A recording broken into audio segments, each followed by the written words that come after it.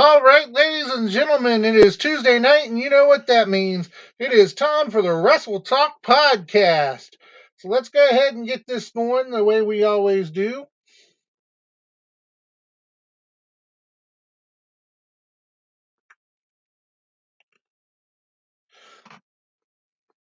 Let's go ahead and get our guests in. Let's go ahead and get our other host in here.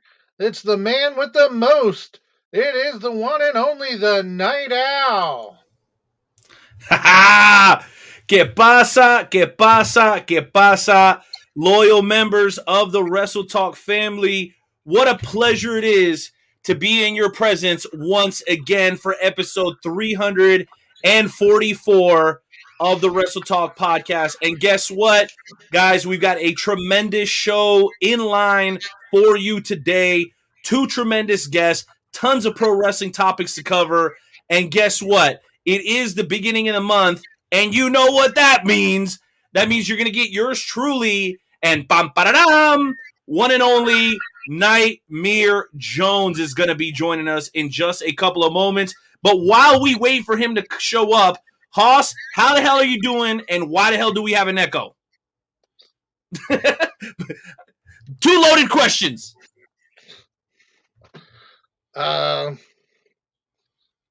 Echo, I'm not sure on. Okay. But, I will work on that. But I'm doing just fine, Night Owl. I'm glad to be here. Of course, Nightmare Jones isn't joining us until the second hour. Yeah, well, I'll tell you what, man, I'm extremely excited about today's show, bro, for a lot of reasons. Number one, we're getting into a new month. The weather's starting to get nice outside, JP, and guess what, bro? Pro wrestling is just about back full force. As we saw at WrestleMania, they had a semi-full capacity crowd, or as much as the state would let them.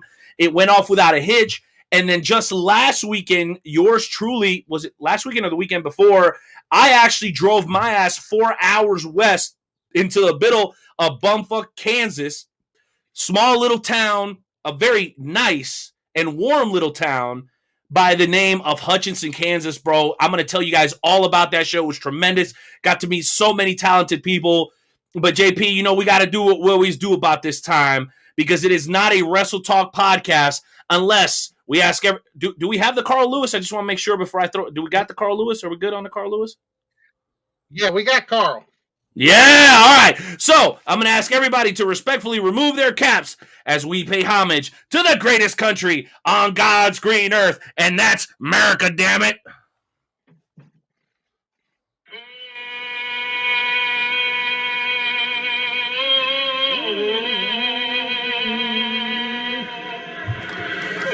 Oh, say can you see and the rockets back.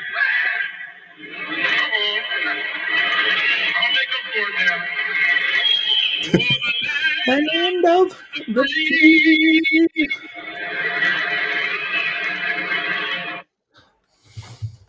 Brings a tear to my eye every time, I tell you. Every single time. Bro, I'll tell you what. I know we've got a lot of pro wrestling to get into. I want to make sure that everybody who's already tuning in does me a huge favor and hits that share button. Hit the share button. Share it to any pro wrestling groups that you're a fan of.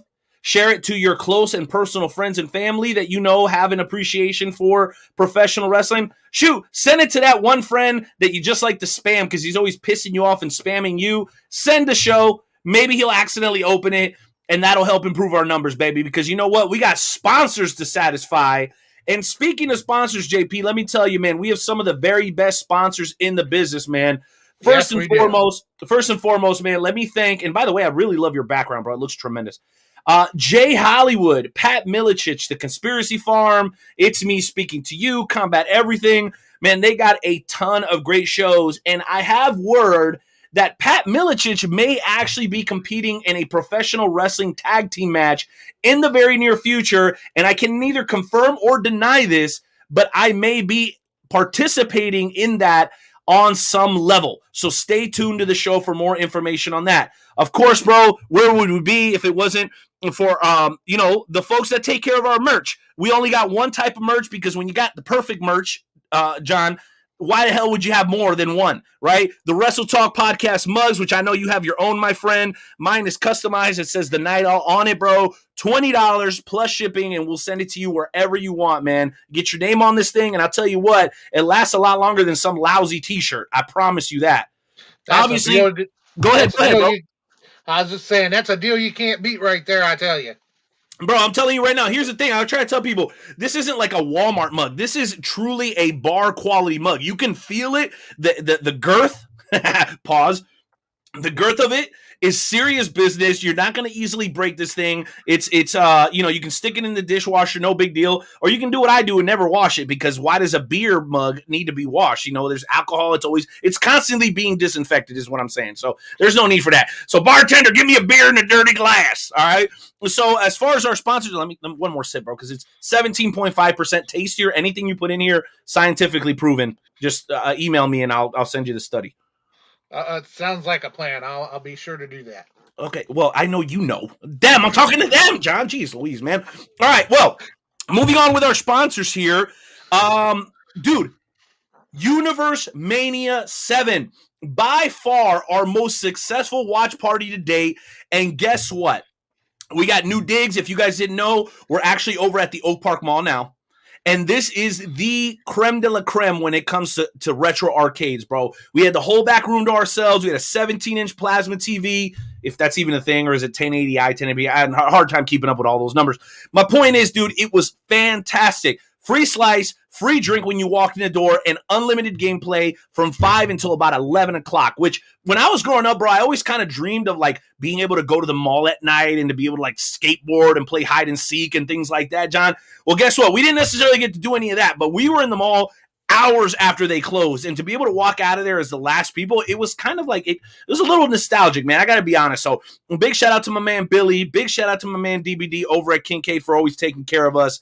And speaking of Kincaid, bro, it also wouldn't have happened without Royal Mills Transportation. As you guys know, my buddy Dewan, he's my partner in crime when it comes to the world's premier fantasy wrestling promotion. So if you need travel in the greater Kansas City area, whether you're just visiting for business or you coming in for pleasure to one of our watch parties, make sure you look up Royal Mills Transportation. And last and most certainly not least, I-70 Sports Media. Jeremy Karp has been kind enough to join us as part of Team Wrestle Talk. You'll see him on the show here periodically. This guy is covering everything from St. Louis to Chicago and then all the way back to Kansas City and everything in between. So if you love the vibes here on the Wrestle Talk podcast, but you're like, man, you know what? I want to hear about wrestling all the time. Make sure you check out our boys over at I-70 Sports Media, bro. Absolutely wonderful job that those guys do over there. With all that said, John, man, what are you sipping on tonight? And how excited are you for today's guest, bro? Because we haven't even gotten into that yet. Oh, I tell you, can you hear me okay now, Night Owl? Loud and clear, bro. Okay. I made a few adjustments there. Cool. But let me tell you, I am totally excited about our guest tonight. Our first guest tonight, when he gets in here, he's actually one of my favorites, the man himself, Mr. Triple Fears Kevin Mears. Yeah, he's an awesome guy. He's one heck of a wrestler, and he's one of them that I'm sure that you are going to see in the big times before too long here. He has a heck of a lot of talent. And then, of course, Joey's coming in for the second interview, but, I'm super stoked to listen to that. Well, let me tell you a little bit about my buddy, the Infinite. So Ryan Gingell is one of those guys that you look at and you go, that guy's destined to make it. Like, purely from an aesthetic standpoint, he's 6 foot some odd inches tall. He looks like $1 million. He's probably got like less than 6% body fat. And he's at that point right now in his career where people are starting to take notice. And I have kind of a rule whenever we invite people on the show. I'm like, you don't have to win some championship or make it to a major company to be invited on the Wrestle Talk podcast, but we do need you to do something notable in your career that's worthy of us discussing. And Ryan Gingell has been on a tear over the last couple of months, even though wrestling has been kind of almost at a standstill. So to be able to continue that momentum Hey, let's hold off on that poster till he joins us, bro. Let's hold off on that. So yeah, to be able to continue that momentum, right? Even without that much wrestling going on, that tells you something. That tells you that this guy is resonating, and it tells you that this guy's got the brightest of bright futures. And I cannot wait to talk to him, bro. It is going to be outstanding. Outstanding. Now, is there anything else you wanted to hit on before we jumped in to the high spot segment, JP? Nope, I think we're good. All right, ladies and gentlemen, you know how we do here on the Wrestle Talk podcast, baby. We're going to get into the hottest topics in professional wrestling today as we get on to tonight's edition of the High Spot segment. Mic check, mic check. Yeah. All right. Wrestle Talk podcast. DJ Money. Yeah. Let's go. Welcome to High Spots, where we pop news like clear chops. We talk shop, coming through the screen of a laptop and non-stop like I want to speak with the blacktop. We hit hard like chair shots and backdrops. On the clock flash, feel like a barely block that ass on. We up to speed while they stay slow. Wrestle Talk podcast, now they know we about to start the show.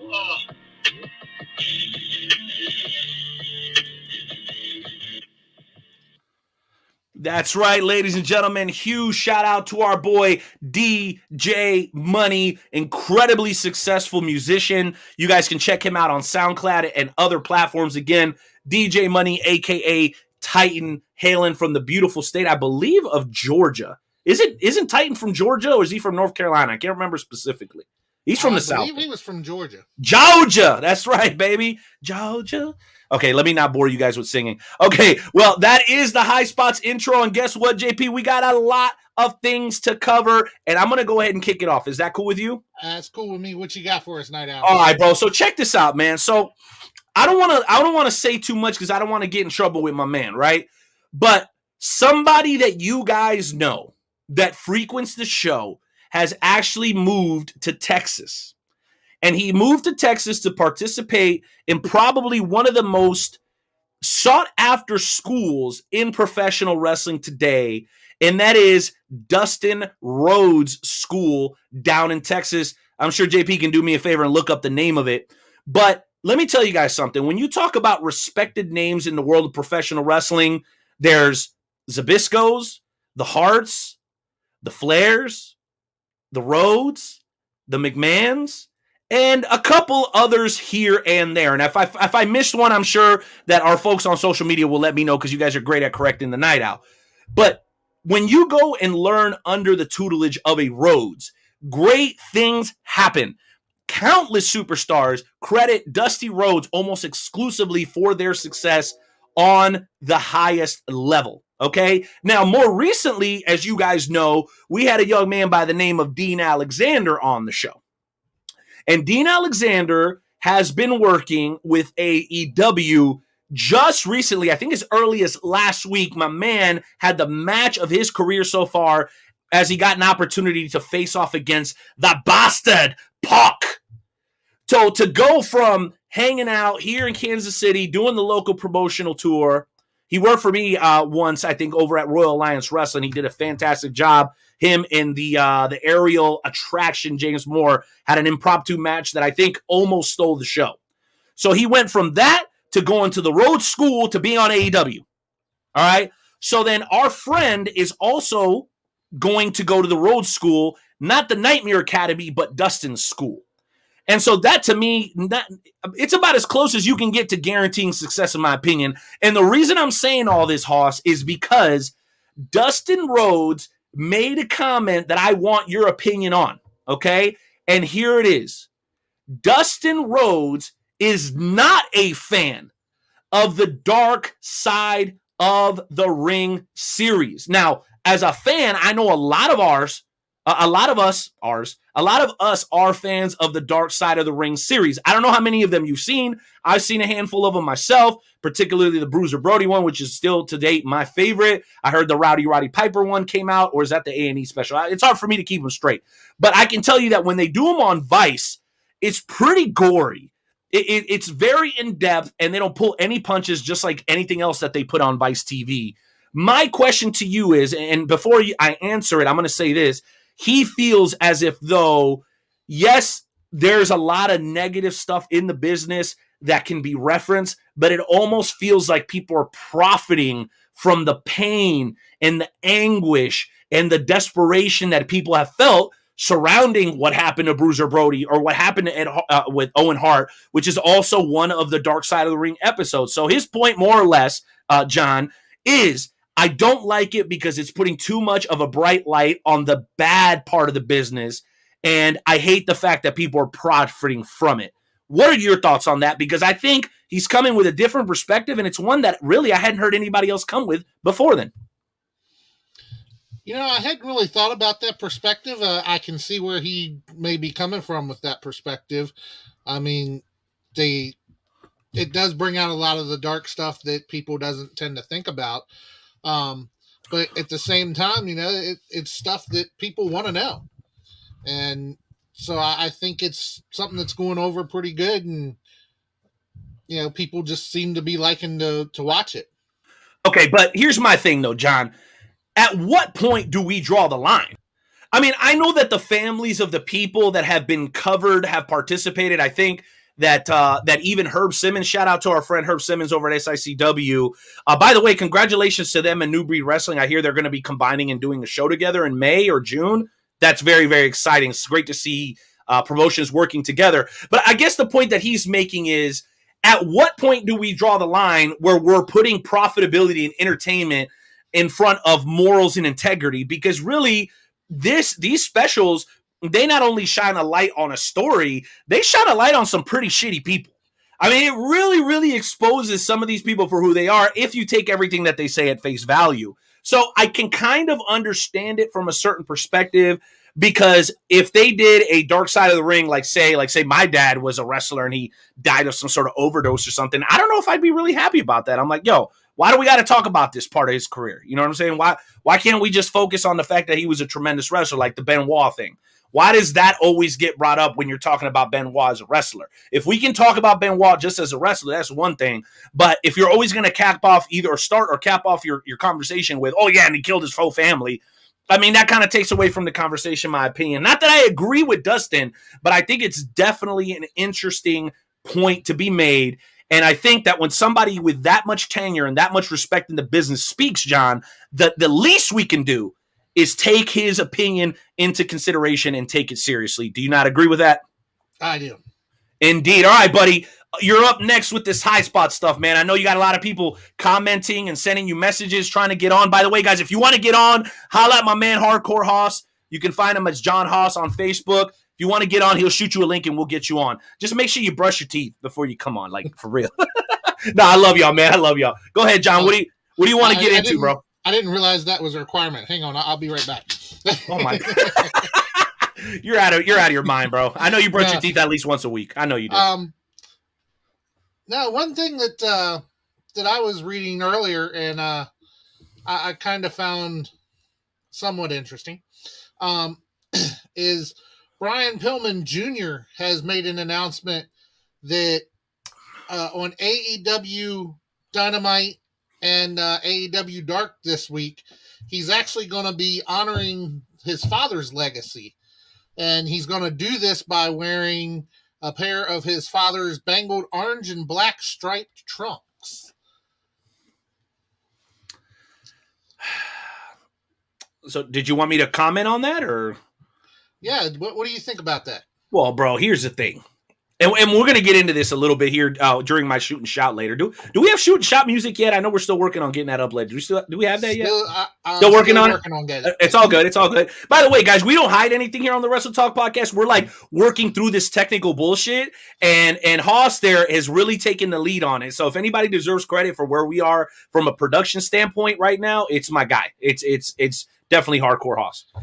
So anyway, dude, that is beautiful, right? Like, giving homage to those that came before us. And I was talking about what if my dad, well, Brian Pillman's Jr.'s father was a wrestler. He was a pretty damn good wrestler. And what I really love, because I think he pays homage to him every week, to be honest with you, Hoss, because if you guys know, or maybe you don't, he's actually currently in a tag team right now in AEW, and their name is the Varsity Blondes. So if you remember the Hollywood Blondes, which was Stone Cold Steve Austin and Brian Pillman Sr., so I think that Brian Pillman Jr. has been paying homage to his father by naming his tag team the Varsity Blondes, and now that he's going to take it a whole nother level, and I do believe they're from Ohio, so the Bengals thing totally makes sense.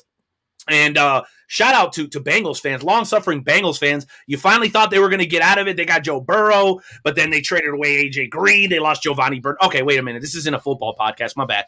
I got football fever year-round, John. My bad, dog. My bad. But my point is, man, that is a beautiful thing, and I wish we saw more of it in professional wrestling. What are your thoughts on it? Yeah, I wish that more people would embrace where they come from rather than, some of them kind of feel like they're living in the person's shadow and, they want to supersede them. So, I mean, I wish we did see more people kind of embrace where they come from and pay more homage to the people who came before them. It's good to see that. No doubt about it. And before I move on to the next high spots topic, again, guys, if you want to come on, hit up my man Hardcore Hoss. Hit us up on our social media, and we'll send you a link, and you can join us on the show. Shoot, you can even shoot me a DM. I'll keep an eye on that, and we'll try to get you guys on. Unless you're waiting for the guests, which we may let you slide on in here with a question. But like I said, as far as paying homage, let me give some credit here to the folks that are joining us live. Shout out to the man with the 2 belts, Mr. Rough Cut Rick Ruby. Shout out to my man from Central Missouri, Jason Oliver. Man's got a crazy belt collection. We're going to have him on to talk about that one day. Shout out to Lucha. Shout out to Aaron Wallace. Shout out to Julius L. Cairo on Twitch. Make sure you guys look at him. What up, Chad? What up, Susie?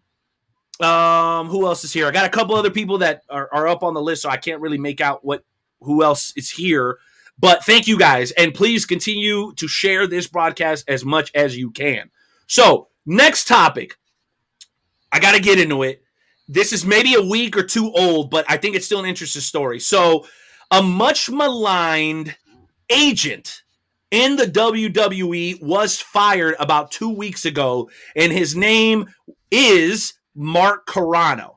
Why was Mark Carrano fired? Well, it's pretty simple. Mark Carrano decided to send Mickie James, who many would argue is a future WWE Hall of Famer.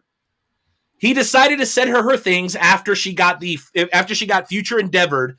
He sent her things in a black trash bag. And she immediately put WWE on blast, went straight to the top, copied Vince McMahon. And I'd heard from Maria Kanellis on social media that she received the exact same treatment. I haven't heard anybody else say it.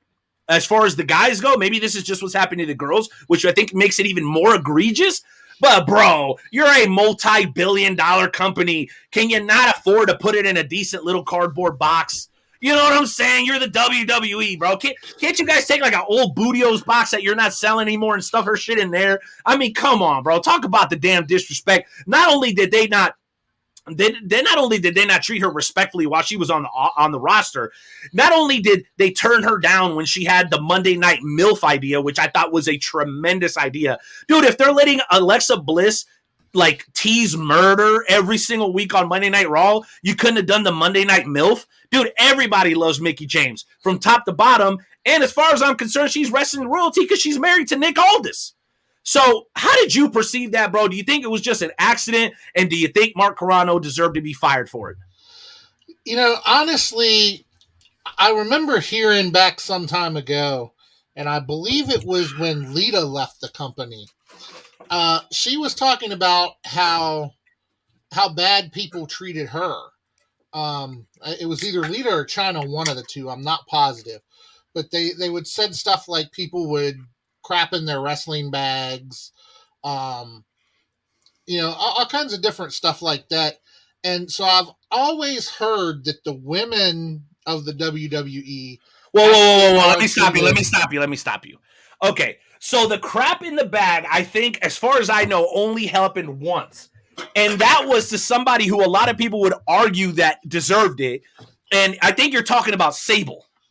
Okay, yeah. right? Was that the Sable deal that happened where somebody shit in her bag? So I don't know if that's like the commonplace, but according to reports, this sending people their stuff in a trash bag is commonplace, which is bad enough. I mean, terrible, right? Oh yeah, definitely. But I think from a lot of stuff I've heard, it just seems like there's a lot of places where the women just aren't treated the same as the men are. So I can see where they may be doing that to the female talent there. Awesome. Yeah, totally disrespectful. Okay. Well, there's a couple of quick hitters that I wanted to hit on here during the high spot segment. And by the way, guys, the countdown is officially on. We're 5 minutes out from Triple Fears Kevin Mears, man, and I could not be more excited. Just hearing Hoss talk about Kevin, hearing Susie talk about Kevin, all the folks out in the West Virginia, Baltimore area, Maryland area, like this dude is doing business big time. And it's kind of a privilege to have him on the show, especially because he's got some big things coming up later this year that we're going to be talking to him about it. So here it is. Two things. Number one, I love RK Bro. That is by far my favorite thing right now. Do you give it a thumbs up or a thumbs down? Do you get 1 out of 5 super kicks? However, whatever scale you want to use, Hoss, what would you rate it? Let's use a rating system better than just a thumbs up, thumbs down. 1 out of 5 super kicks. How much do you love the whole RK Bro gimmick? When I first heard about it, I thought this is going to be the stupidest thing I've ever seen. And I couldn't even imagine it. But after watching it, those two are actually really good together. And I would give them a 5. I really would. Okay. Did you see Riddle with the Viking Raiders last night?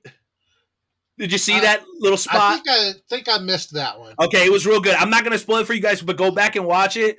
He calls the bigger one, the heftier guy. He calls him sexy. They start dancing, and he starts asking. Like, which one of you guys is the Raider fan? Which one of you guys is the Vikings fan? And the shorter guy, I think his name is Eric.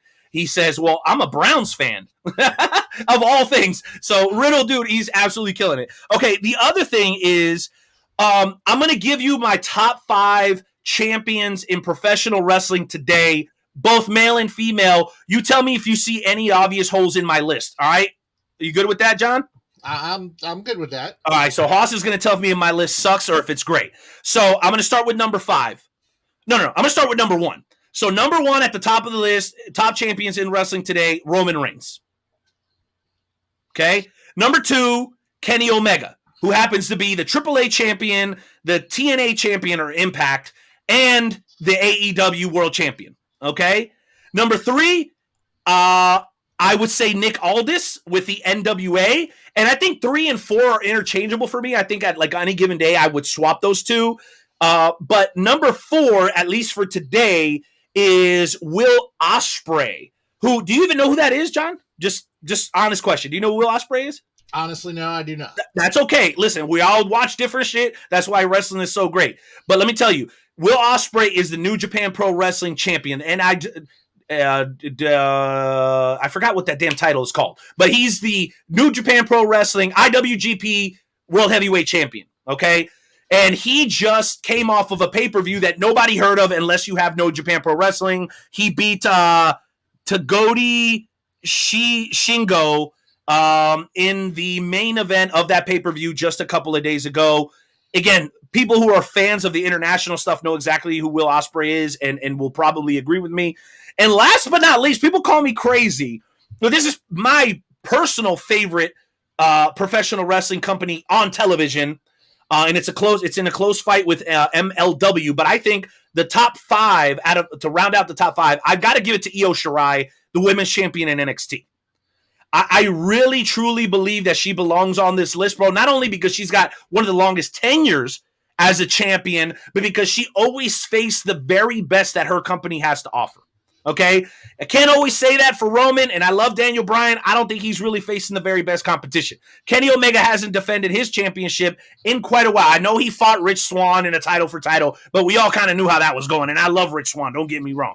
But, bro, my top 5 right now, Roman, Kenny Omega, Nick Aldis, Will Ospreay, Io Shirai. Go ahead and tear me to shreds. Is that list terrible or is it pretty good? What do you think, Austin? It's not terrible. It's not a terrible list at all, really. Okay. I I think there's a lot of good people on that list. The only one I just don't know the one from New Japan. Osprey. I've watched that a couple of times, but I just don't seem to catch that All one. right, I'm gonna send you a link to a match that you'll fall in love with. It'll be the match between Jon Moxley, somebody you're very familiar with, and he went up against, God, who's that crazy looking son of a bitch in New Japan Pro Wrestling? Suzuki. Bro, Moxley versus Suzuki, put it to you this way. You know how people grab chairs and tables and all kinds of shit? Dude, they were taking the rails and ripping them apart and beating the shit out of each other with them. Bam, bam. Dude, crazy. And shout out, honorable mention to Jay White. Jay White, I think he's the Never Openweight Championship, which is the British Championship, champion for New Japan Pro Wrestling. So shout out to him. Oh, MSK is pretty dope, bro, but they're just getting on the scene. So I like the suggestions, but I'm sticking with my list. Is there anybody who you would take off this list aside from Will Ospreay, John? Is there anybody who you think you would swap out just off the top of your head? No. Like I say, just since I didn't know Will, I might take him off because I don't know him.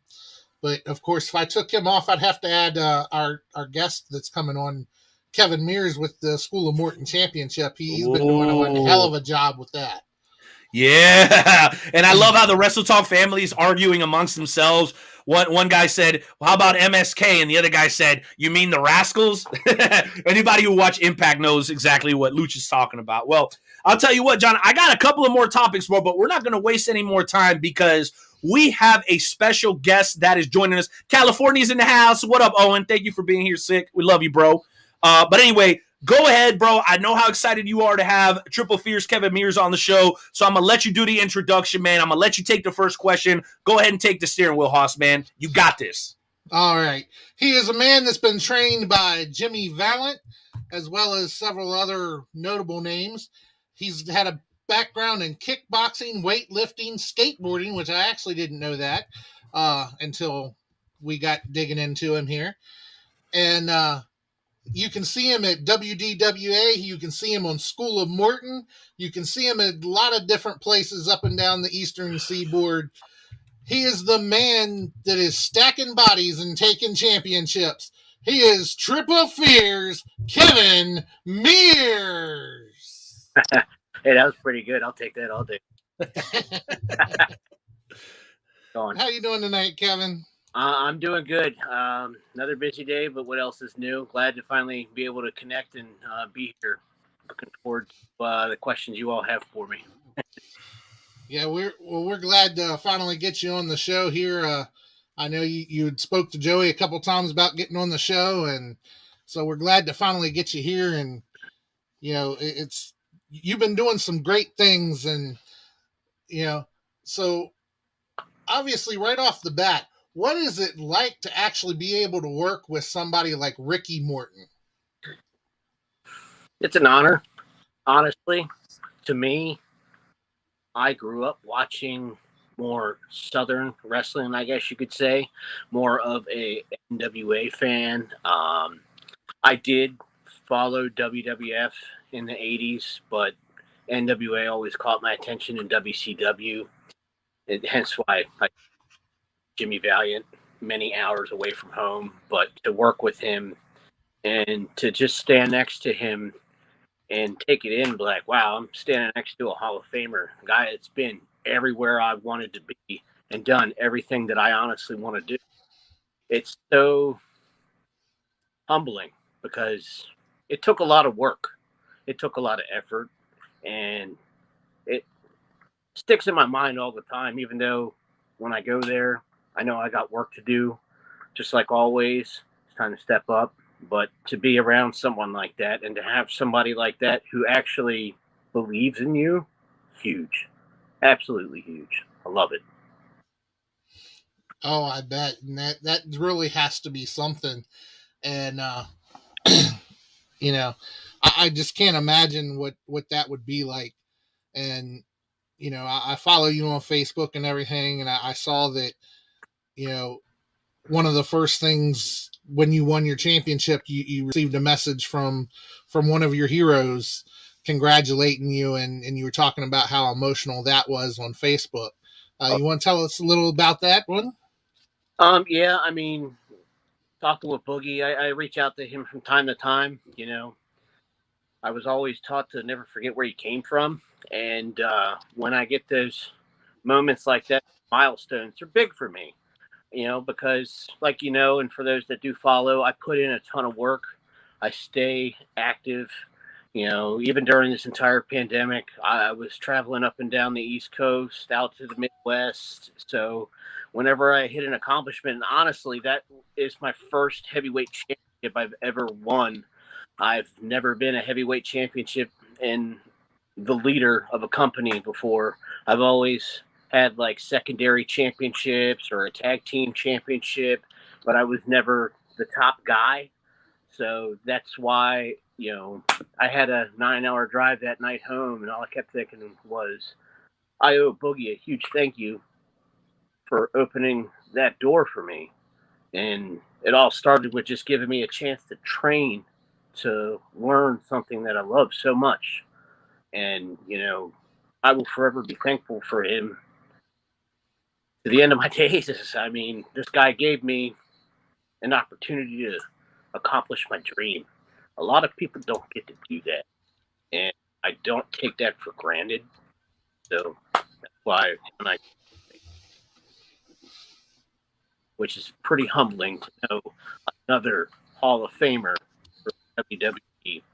Granted, I came to him and trained, but I'm one of his kids, essentially. He actually still keeps tabs on me, even with his own life. And he's still a busy man. I mean, kudos to him. But it's something that means a lot to me.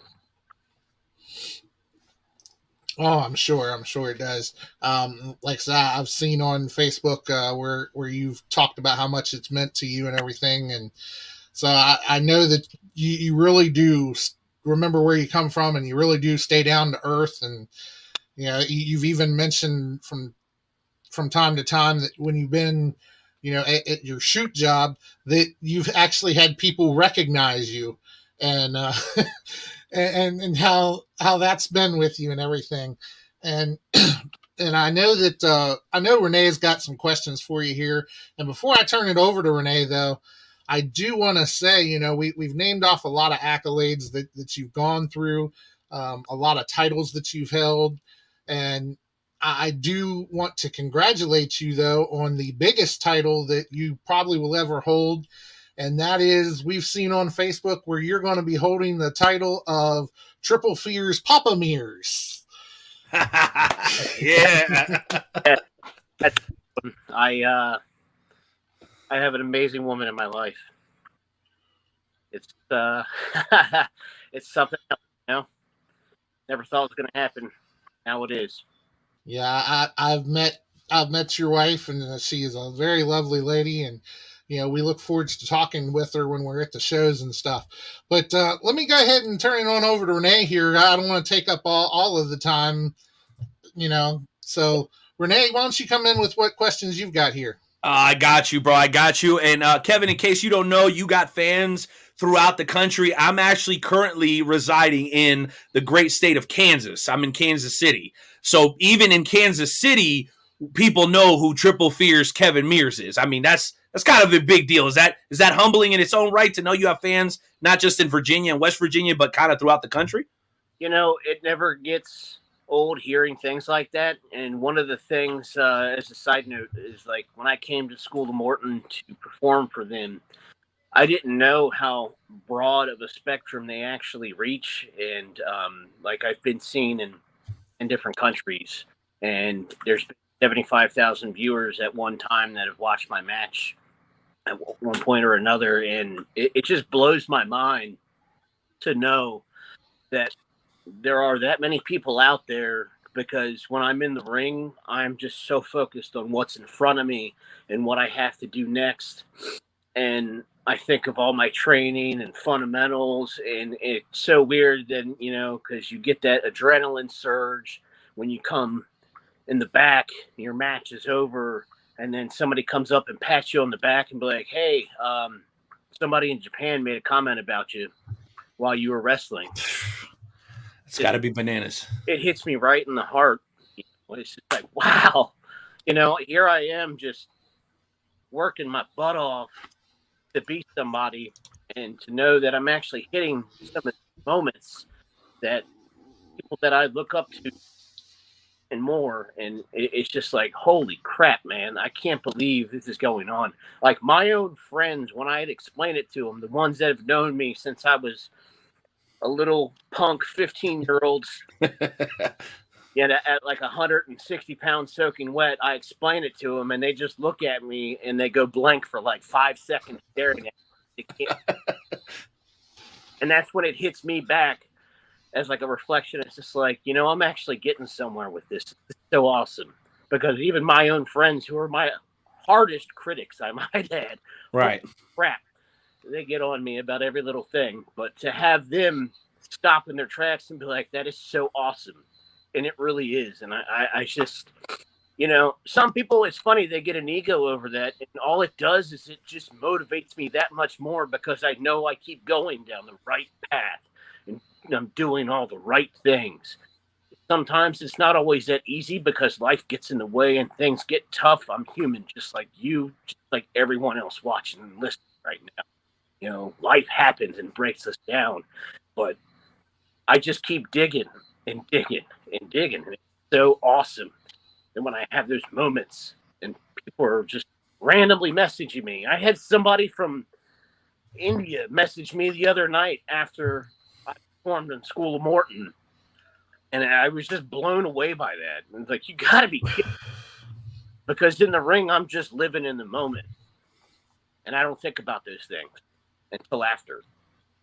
Well, that is pretty legit. We appreciate those thoughts, man. Now, I hear you say I don't ever want to forget where I came from, and I am curious about that. We're going to ask you a lot about what's going on this year and going into the future. But take me back. Like, where are you from? Are you from Virginia? What kind of family did you grow up around? Was it like blue collar family, farming family? Where do you get that work ethic from? Because I believe that you're not born with it. I think it's bred in you by the people that you're around. Obviously, being around Jimmy Valiant, at that stage in your life, probably played a big influence. But the work ethic, in my opinion, usually starts about 6, 7, 8, 9, 10 years old. Where do you think you got that from? And tell us a little bit about growing up wrestling and playing sports and doing some of the other things you did before you got into the business.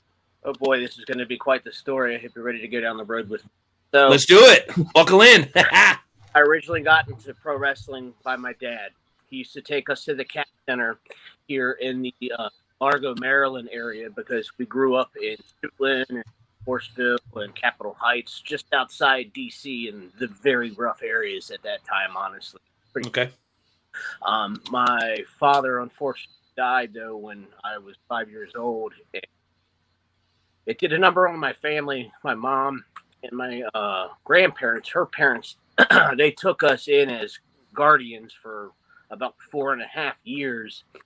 And as a kid, I was pretty lost, so I really took to pro wrestling. And when it came on, I was just glued to the TV set, because I was really never a huge sports person per se. I played them because my brother and we both would play sports, pick up basketball, baseball, football, things like that. And but I always took to wrestling because I just love the physicality of it and the sports side of it. I never was a huge entertainment fan as much, because I originally got hooked on the British Bulldogs, and the Dynamite Kid was my absolute favorite. And growing up, my grandfather was the real leader of me to help mold me, because I was very, very wild. I've been told a lot of times over that, I remind people of my dad. He granted died when he was old, but I feel a lot like him. But my grandfather, my grandpap, first and foremost, he was a man who really put me on a right path of a work ethic. He came from nothing. His dad died very young, just like mine did. And I think that's what made him gravitate to me so much, along with my brother, but me so much because I hate to say this, but where we grew up, I got kicked out of school all the time. I got kicked out of all the schools. about to start a fight. I was guaranteed to fight, and let me tell you, I did. Never got mad except one time because I started a fight, and let me tell you, I learned real quick from my grandpa to never start another fight, but finish them. And, and so when I was kicked out of school, he took me to the homes that he had ice. He basically bought every little house, a cottage that he ever lived in, turned them into rental property, and it was a very rough neighborhood. So while I was on a roof, swinging a hammer and fixing a roof with him, I've literally would see people getting shot, and it was a very, very rough. Um, traumatic things, and having him right there with me really pulled me in as a person, and I always gravitated towards him because I saw he worked so hard to obtain everything. I mean, he even took in his grandsons to help us get somewhere in life, because if they didn't take us, we were going to be foster children. Who knows what would have happened. But from there, I just always had this work ethic. It's funny because some of my friends, even back then, laugh at me. I was, 14 years old, and I hate to say this, but one of my first jobs ever was cleaning out dead people's houses. I stumbled upon it one day just walking down the street. Some guy comes outside and goes, "Hey, you want to make a quick $200 today?" And I said, Is that where the triple fears come from? You find like 3 dead bodies in one house? Technically, no. It was a little bit different time. I'm pretty sure at that age I wouldn't be allowed to go in and clean out a dead person. Yeah. But, it's funny. Like, I went and did that, and I was always working, even though I was obviously school and not 14 on. And when my mom came and took back parental guardianship of my brother and I felt like I had to be man of the house. Even though my brother's, it was just drilled into my head and fun. So for that always came. I absolutely suck at sitting still. I can't stress that enough. Like today is, May the 4th be with you. Here's a crazy fact. I've never seen a Star Wars movie. I can't sit still and if my life depended on it. I'm terrible at it. I'm so glad I got a beautiful wife that loves me. Puts a movie on, I'm staying up. I'm a worker at heart. That's the way I've been raised. That's the way I've been. I don't know any better. Sitting still is not good for me. That's why my work ethic is so high. That's why I keep pushing myself and so much. I know I'm kind of getting tired here, but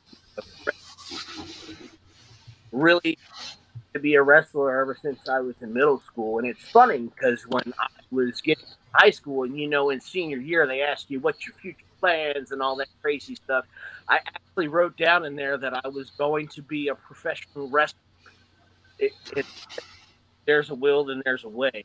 And you know what? I've done it. Wrestling got me. I'm happy about that, but I don't want wrestling.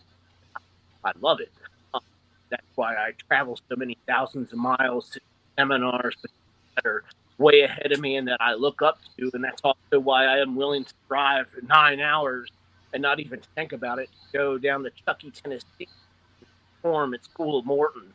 And then, right after the show ends, I get right back in my car and I drive home, and I get home at 3:50 in the morning, take a 90 minutes. And then I'm at work at 6:45 the next morning. I may not be bright-eyed and bushy. I still got work to do. There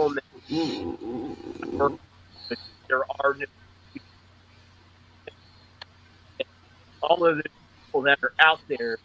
Some of them may not even know who I am. Those are working harder than me. Whether they are real or not remains to be seen, but I continue to work as if they are going to happen one day. And it's crazy. With me leaps and bounds so many people, because when it's so many, and I hate to sound like a jerk for saying this. A lot of people stayed home, played video games, ate a bunch of pizza, and drank beer with their buddies in their backyard, in the garage. Stuff. Got a freaking front yard inside. When it's 100 degrees outside here, it's 100. When it's 10 degrees outside, it is 7 degrees. And I am still training, and I'm still working, and I don't blink. Some of my close friends think I'm friendly, and I think about all the will age been grilled. Easy to give up. I'm one of the hardest people to beat, and I know that in anything I do in life because I refuse to quit. And that's probably why I'm here right now with you guys, you know? And that's all I got to say about that. That's all that's missing, bro. Cool, man. That's so genuine, man. I love that. And by the way, bro, check this out. We're working through the audio issues, guys, so bear with us. John's doing me a big favor and getting things sorted out for us. So here are a couple of the comments that we've gotten in. I think we may be able to squeeze in one caller if you're cool with that, Kevin. We're gonna see if we can bring them on. All right, awesome. So here's the thing. So you got Brandon Lewis from Missouri saying this is so awesome, and you got Chad saying I've never seen him wrestle, but now I'm a huge fan. So even in just this interaction, you're winning people over, and they haven't even seen you do what you do best. And that's like kick ass in the ring. So let's talk about that briefly. So I know you've worked with Bob Evans. I know you've worked with Steve Corino, Jimmy Valiant. We talked about as well. Can you talk to us about some of your favorite matches? It doesn't even have to be with guys that like are well known. What are some of the favorite matches, maybe favorite rivalries you've had, and what has set those apart from every other match that you've done and had before? I know that's a kind of a wide-ranging question, so answer it as best as you can. I got two answers for it that immediately come to mind. My first favorite match was one, and you know, I know they always say things about kayfabe, but I wrestled Jacob Edwin, and we got put together 5 minutes before showtime, and we just went out there and worked, and the crowd loved every minute of it. It was a technical wrestling match, and those are honestly some of my favorites. I don't get to do enough of those because, truth be told, I'm either much bigger than my opponent or they are. All right, hold on. So how big are you? I'm 5'11" and 250. Okay, so most wrestlers are usually like 5'9" and below. Most guys in the indie scene, that from my experience. So you're 6 feet tall. Got you. You know, 180, 190 pounds. I hate to say it, a guy like that I can pick up with one arm and throw around. You know, that's the way my training goes. But as far as favorite feud, it's the one I'm currently in right now at School of Morton. I'm their heavyweight champ. I'm feuding with their top guy, their lead babyface, Roy Thacker III. RT3 is how they call him. He's very impressive, but I'm a little bit better. Oh, I love that, bro. The confidence. And you know what's crazy? I think one of the things that you would get a huge kick out of is our homie Shannon Reed, who's a local Kansas City wrestler. Loves Ricky Morton. Like he loves Ricky Morton like I love tacos. Okay. and so the fact that we're talking to Kevin Mears, the School of Morton champion, I think is something he's going to be excited about. And I might even give him the referral because he actually, and this, I know this is getting a little off track here. So about a year to 2 years ago, he had a chance to team up with his childhood idol here in Kansas City, teamed up with Ricky Morton, and it was like one of the coolest matches ever. And we all know Ricky, right? Ricky does what Ricky does. He comes out, does his thing, goes over with the fans, takes care of himself, takes care of the boys. Have you had that moment yet where you've gotten to share the ring with like one of your idols or one of the people that you've looked up to as you were growing up outside of maybe Jimmy Valiant up to this point? I have not, and it's funny, I know a lot of people out there enjoy doing those things. I hate to say it, but that's never been a huge bullet point for me on my list. And a lot of people have that. You know, I would probably be way more excited to work with a current guy who, you know, is a bigger fish in the pond per se, that, you know, I could definitely pick up and learn something from. The people that have gone and done everything that I want to do, they are in a different mindset and level. And I want to be with guys that want to tear my head off because I want to tear their head off too. That's the competitor in you, bro. Well, check this out. Believe it or not, we actually have your biggest fan in the whole wide world in studio with Hardcore Hoss. So we're going to go ahead and let her come on just for a brief moment here and give you your flowers and ask you any questions. And she's actually even got your merch on, so you have to oblige, right? And I know you would anyway. So Hardcore Sis, welcome to the show, and please have at it. I know how much you love Triple Fears Kevin Mears. Go for it. I do. And Kevin, first let me just say to you and your beautiful wife, Ray, congratulations on Preston Joseph Mears. I am so happy for you guys. I'm just like over the moon. Thank You guys deserve that. You really do. And I was watching the night you won your title on SOM, and let me tell you, one of your greatest matches, dude. I'm so happy for you. Thank you. Are you going to Saturday show? Am I going to? I am going to be there Saturday, and I can't wait to see you. So bring some of your merch because I need to replace some of mine. You know, since the COVID thing, it's kind of gotten here and there, and I can't get it all together. So bring the merch because I'm going to be buying. I will have it. There's a really good chance my new 8x10s will be out as well. So awesome. I can't wait to see you Saturday night. You know, the only problem I'm going to have Saturday night is, you know, Shane Malice is, you know, kind of one of my guys too. But I'll probably mostly be rooting for you because I'll be wearing your shirt. So, you know, it's funny. I see all those photos that you take with all those guys out there in wrestling, and then you're always wearing either my shirt or my hat, and constantly see that first and foremost because of that bright green that I wear, and whoever stayed next to you is just like, I'm still there. Yeah, it's funny because I put up a picture just the other day of Shane Malice and Shane Douglas. I'm standing in the middle of the two of them, and I'm wearing your shirt and your hat.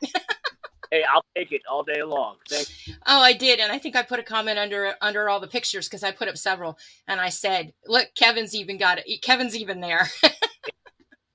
That's so cool. Thank you so much. Oh, you know, and I'm always sitting there ringside rooting for you. I'm just so happy. So it's gonna be a great show. You know, not just with Shane and I, but just in general, it's a great show, great crowd. I came back on the opener, and it was super hot. You know, everybody was excited to have wrestling back in the area. And, yeah. You know, we all just have a goal is, you know, we want that building to sell out every time. Well, I missed the first one because I had just gotten out of the hospital. I was, you know, a little under the weather, and I still in a week or two have to have surgery for this hernia thing, but it's all good. And I'm definitely going to be there on the 8th. I was kind of worried that I was going to not be able to make it, but now I'm going to be there and I will be front and center. And, you know, during your match, you're going to be hearing me screaming for you. So, so one quick question though, is do you think Shane's going to get the Stampede? That's the plan. All right.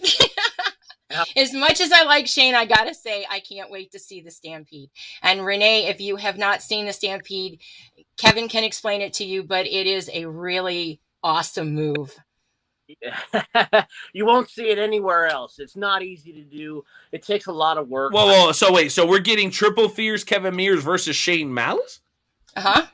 Whoa, 2 former members of the Wrestle Talk podcast family, or I should say former guests of the Wrestle Talk podcast. That's exciting. And I can tell you that the listeners of the show will be quite interested in seeing the result of that as well. So, Kevin, I wish you all the best, man. Shane is a bad man. You probably already know that, though.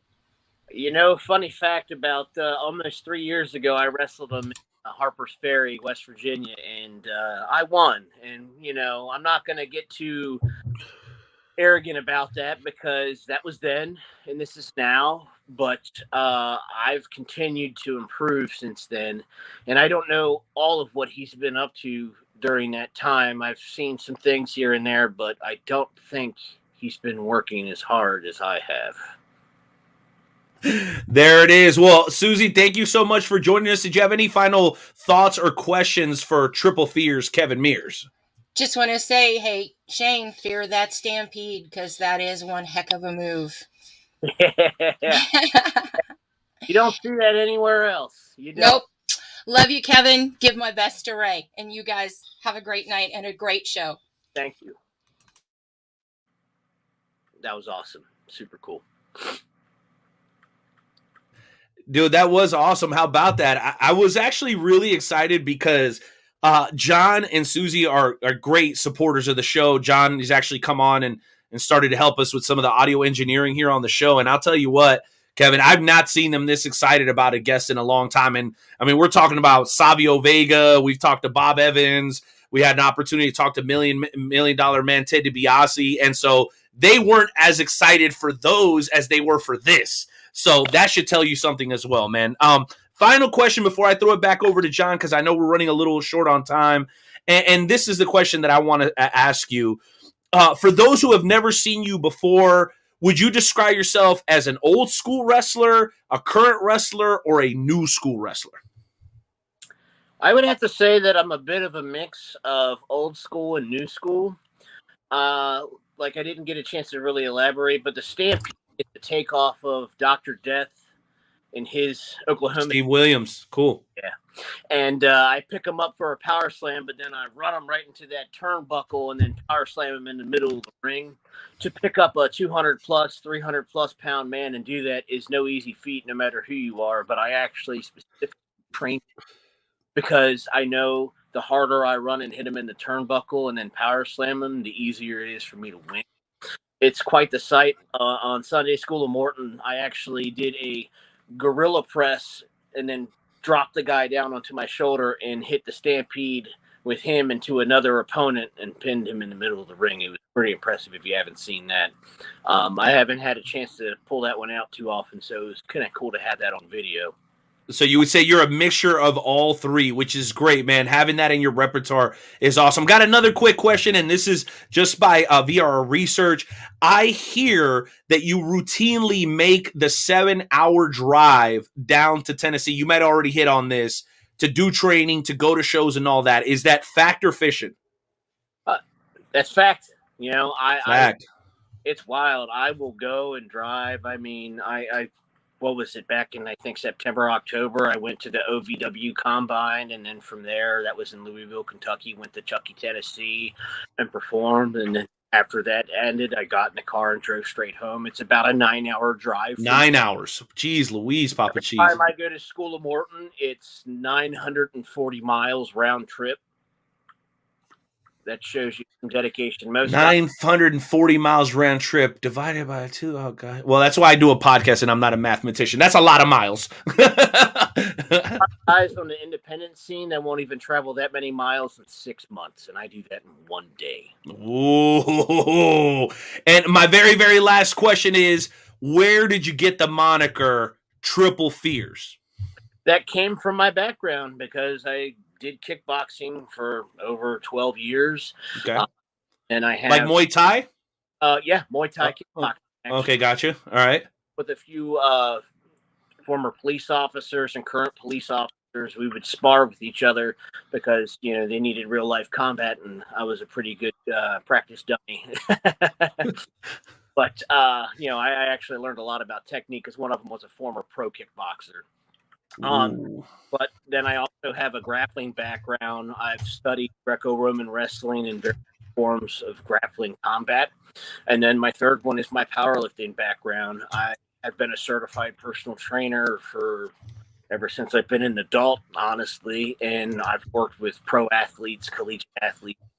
And it's funny because I train sports specific. So with wrestling, I don't try to deadlift 600 pounds and squat 600 pounds, but I can deadlift 405 for 10 and squat 405 for 10 because the biggest guy I've ever 7 feet tall and 400 pounds. And I picked him up like it was nothing.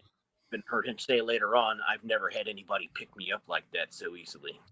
Whoa, that's what happens when you put the work in, ladies and gentlemen. Well, John, we're up against it, but I know you had at least one final question for Kevin Mears, man. Sorry if I ran a little over on time, bro. I'm just big fan. Love the reaction we're getting. We got legendary promoters in here like Herb Simmons giving his compliments, man. So you know it's been a great interview so far. Haas, what do you got for us, bro?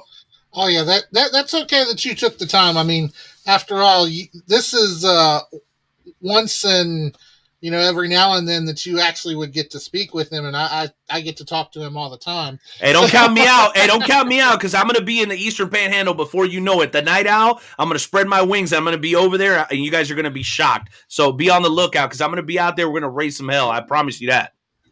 But No. but Susie, she's already touched on your match this weekend with Shane Malice. Yeah. And I actually spoke with LT earlier today and made sure he knew that you were going to be on and promised him that, I would bring up your match.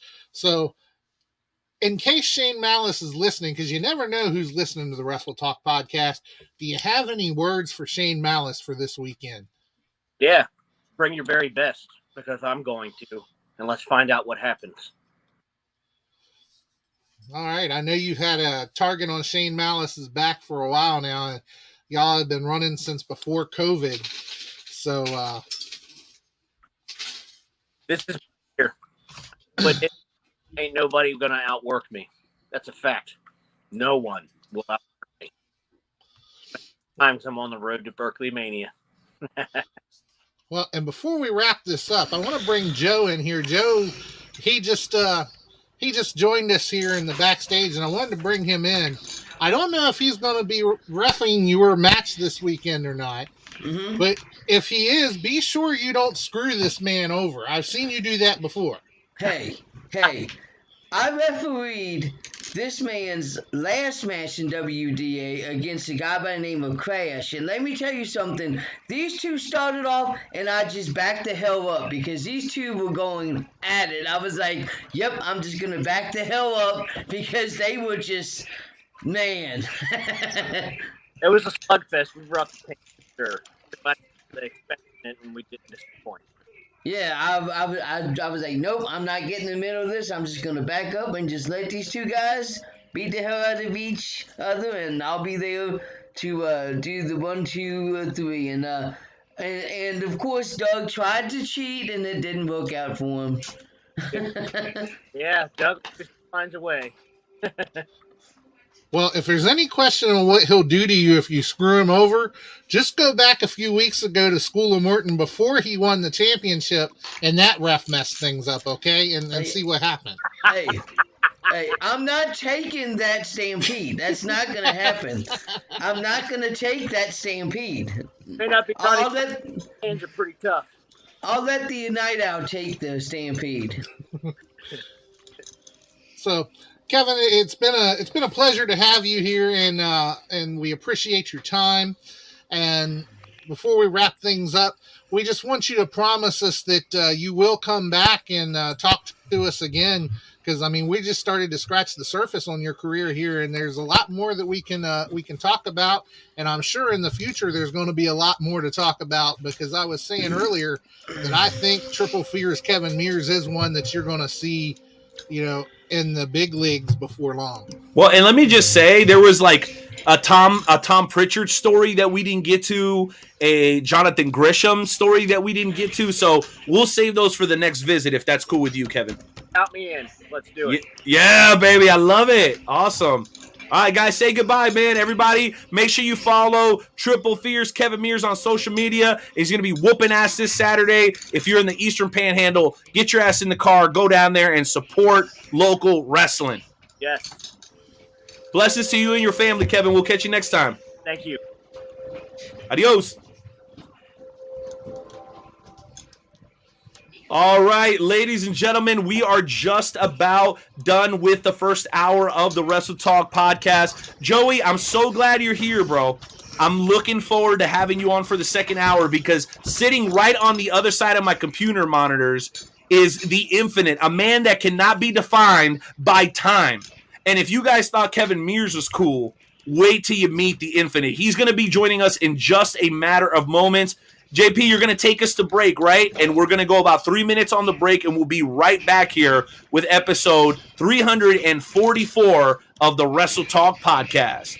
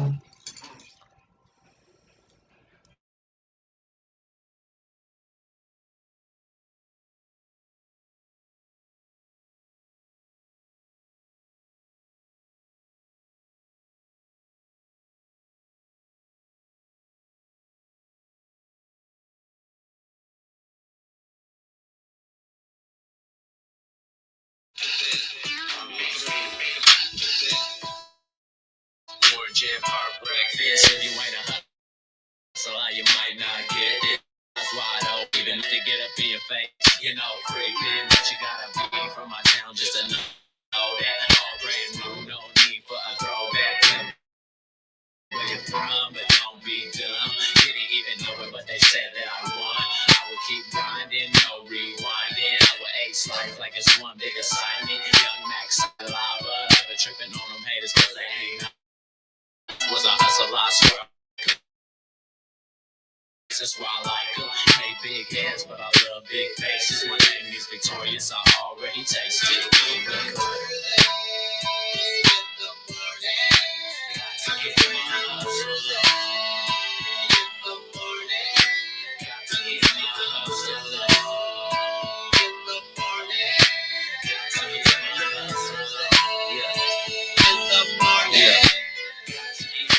Early in the morning, I'm up trying to get to that important shot. I gotta hit it cause I'm clutch, baby. Young Reeks, he way too much lately, living mania. Feeling crazy, you know what's up, baby. KC's the place where I'm at. Where they get hit with the mat, they get stabbed in the back. I could pull along with a link up with the pack. Fucking beats like they some type of snack. And then I hit the club, see the people moving. I be chasing paper while people still snoozing. You ain't winning, must mean you're losing. That's taking L's, and that's something I ain't doing. I'm a straight winner from beginner, you should know that. From the killer city, so you know I gotta show that. We the Kush masters, break it down the road. Trying to get some racks, after that, get some more racks. In the morning, got to get my hustle on.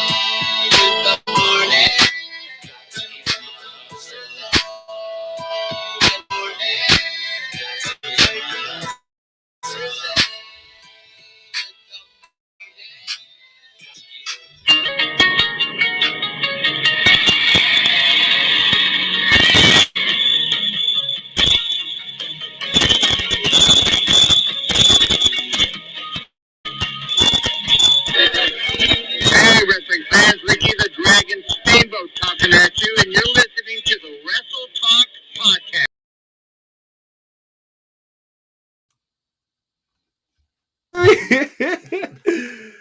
Yo, ladies and gentlemen, we are back with the second hour of the Wrestle Talk podcast. And what a show it's been so far. Let me just take a brief moment and thank our wonderful sponsors once again. Shout out to Jay Hollywood and Pat Milicic. Jonesy, I know you're just joining us, bro. I think Pat Milicic, you don't need to unmute yet, bro. I got you. So Pat Milicic is going to be having a pro wrestling match soon, and I think I'm going to be involved on some level. So if that happens, bro, we're going to be able to get you to come down from West Virginia to be a part of that, bro. Can I get a thumbs up, thumbs down? Yeah, baby. Very, very nice.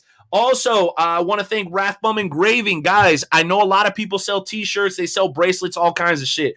There's only one piece of merch that lasts a lifetime, and that is a Wrestle Talk podcast mug, customized, hand engraved with your name on it for $20 plus shipping. We will ship it to anywhere in the world. It's $20 plus shipping. You cover the shipping, obviously. We'll put your name on it, and it'll last a lot longer than some dingy t-shirt from Pro Wrestling Tees. Also, mega shout out to our new home of all of our events. Guys, Kincaid is the place to be. Oh, I love that sign, Joey. That's nice. Kincaid, I should say the premier vintage arcade in the Midwest, right in the Oak Park Mall. Our boy DBD has decided to support us here on the Wrestle Talk podcast. That's why we're going to be hosting all of our events for the remainder of 2020 over at Kincaid at the Oak Park Mall. Also, Royal Mills Transportation. If you've had one too many, like me after every single show, make sure you call Royal Mills Transportation. If you got to go to Taco Bell or whatever, he's going to take care of all your transportation's needs throughout the greater Kansas City area. And last but not least, if you're sick of hearing the Night Owl, if you're sick of hearing Nightmare Jones, and you're like, I'm done with wrestling for today, you want to get into some sports, anything between Chicago and Kansas City, and anything in between, make sure you guys check out our sponsors over at I-70 Sports Media. With all that said, Joey, we're about 40 seconds from bringing on the Infinite, bro. Any thoughts so far on the show? How are you feeling? How are you doing? How the hell you been? Probably want to unmute yourself, buddy. There you go. I'm good. I'm just glad that Kevin Mears was finally able to come onto the show. It seems like he did a freaking awesome job. I'm sitting here drinking my Samuel Adams Alpine Lager. So ooh, the Alpine Lager, that's the heat. So we've been trying to get Kevin Mears on for a while, but the schedules weren't working. Yeah. Maybe it just took Susie, bro. We needed Hardcore Sis to jump in and help us. Hoss did his thing. He finally joined us, bro, and we had legitimately had people saying, I've never heard of this guy, but I'm going to go out of my way and find out who he is, bro. I think that's about the biggest compliment we could get. Definitely, absolutely. Like I said, when I was refereeing his last match, him and the other guy, they started going at it, and I just stepped back. I was like, nope, I'm not going to be a part of this. You're like, I don't get paid enough for this bullshit. That's right. That's right. All right, well, check this out, bro.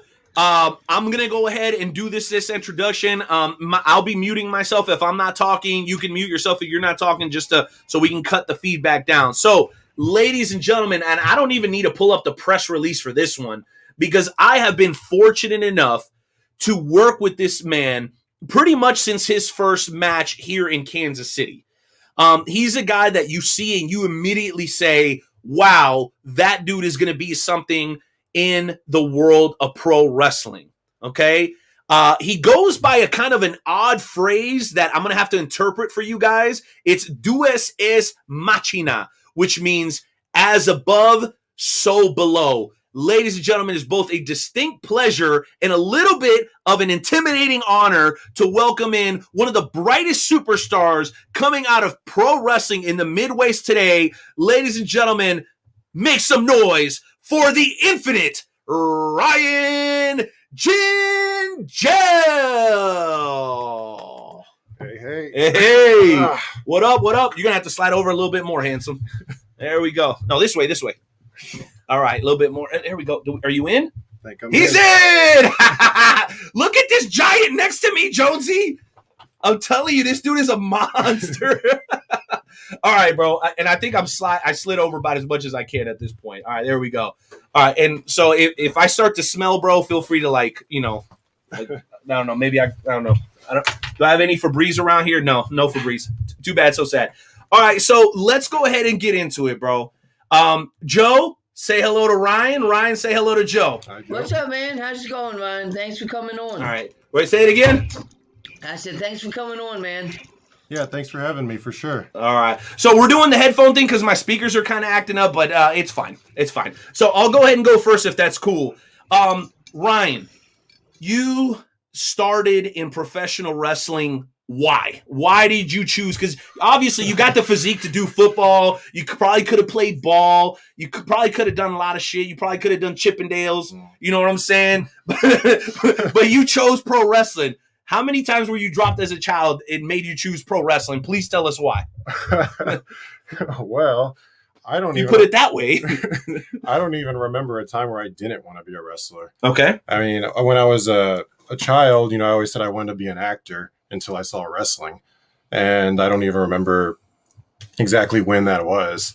My entire life, I've told everybody, I want to be a pro wrestler for the WWE. We have big names like AEW coming up since then.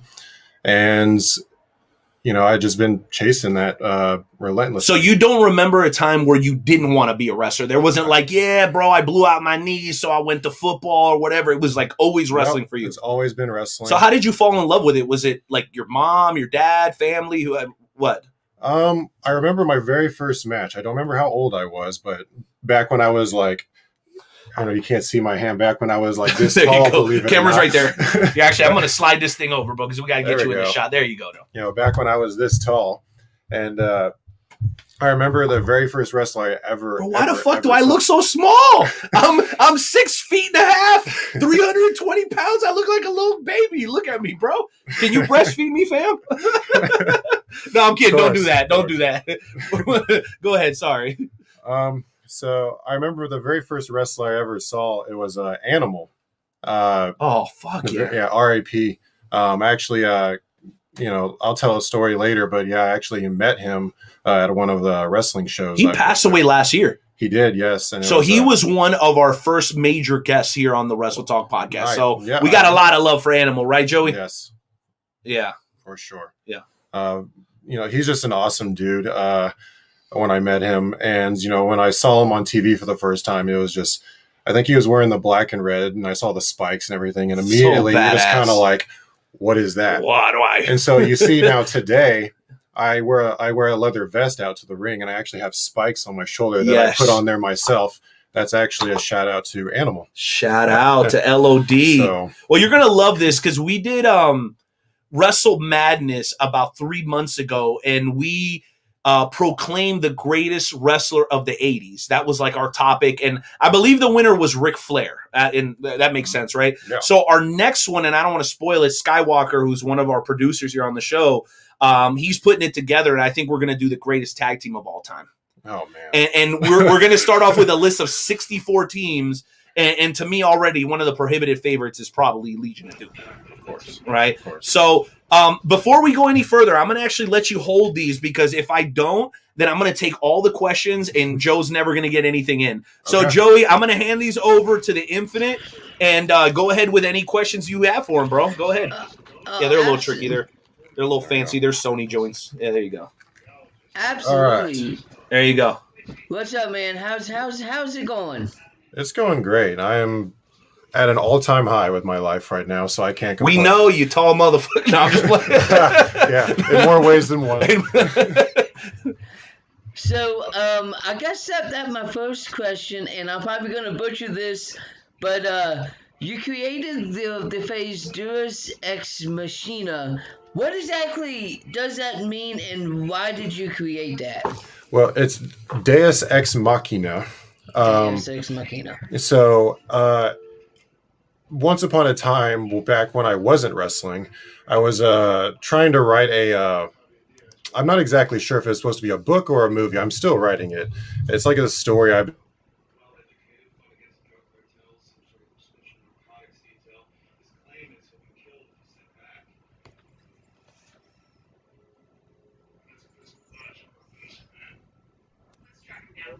if you're into storytelling, you'll know what Deus Ex Machina means. What it means, it translates to God or ghost in the machine or deity in the machine. That's basically a term in storytelling where, have you ever like watched a movie or something or read a story where it's like the writer kind of puts the protagonist into like a corner and they just kind of get out and then make a time out of the situation, and you're just kind of like, well, that's convenient.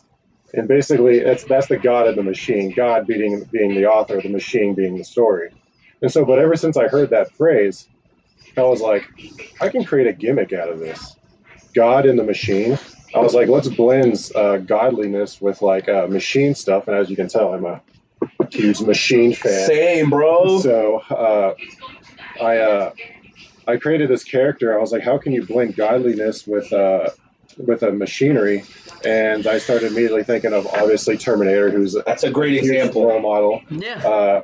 And also recently Thanos, which is who I actually based my character off, as well as Darkseid, and from the DC universe. And I was like, I came up with the word the infinite before the Infinity Saga altogether, and so I'm a huge fan of his from the beginning, and so I just kind of merged it all together, and I was like, yeah, there it is. There's the infinite. See, bro, I commentate all your shit, and I never knew the full backstory because in a 40-second promo, you don't get to explain that. You get what I'm saying? Right. So that's a great question, Joe. Thank you.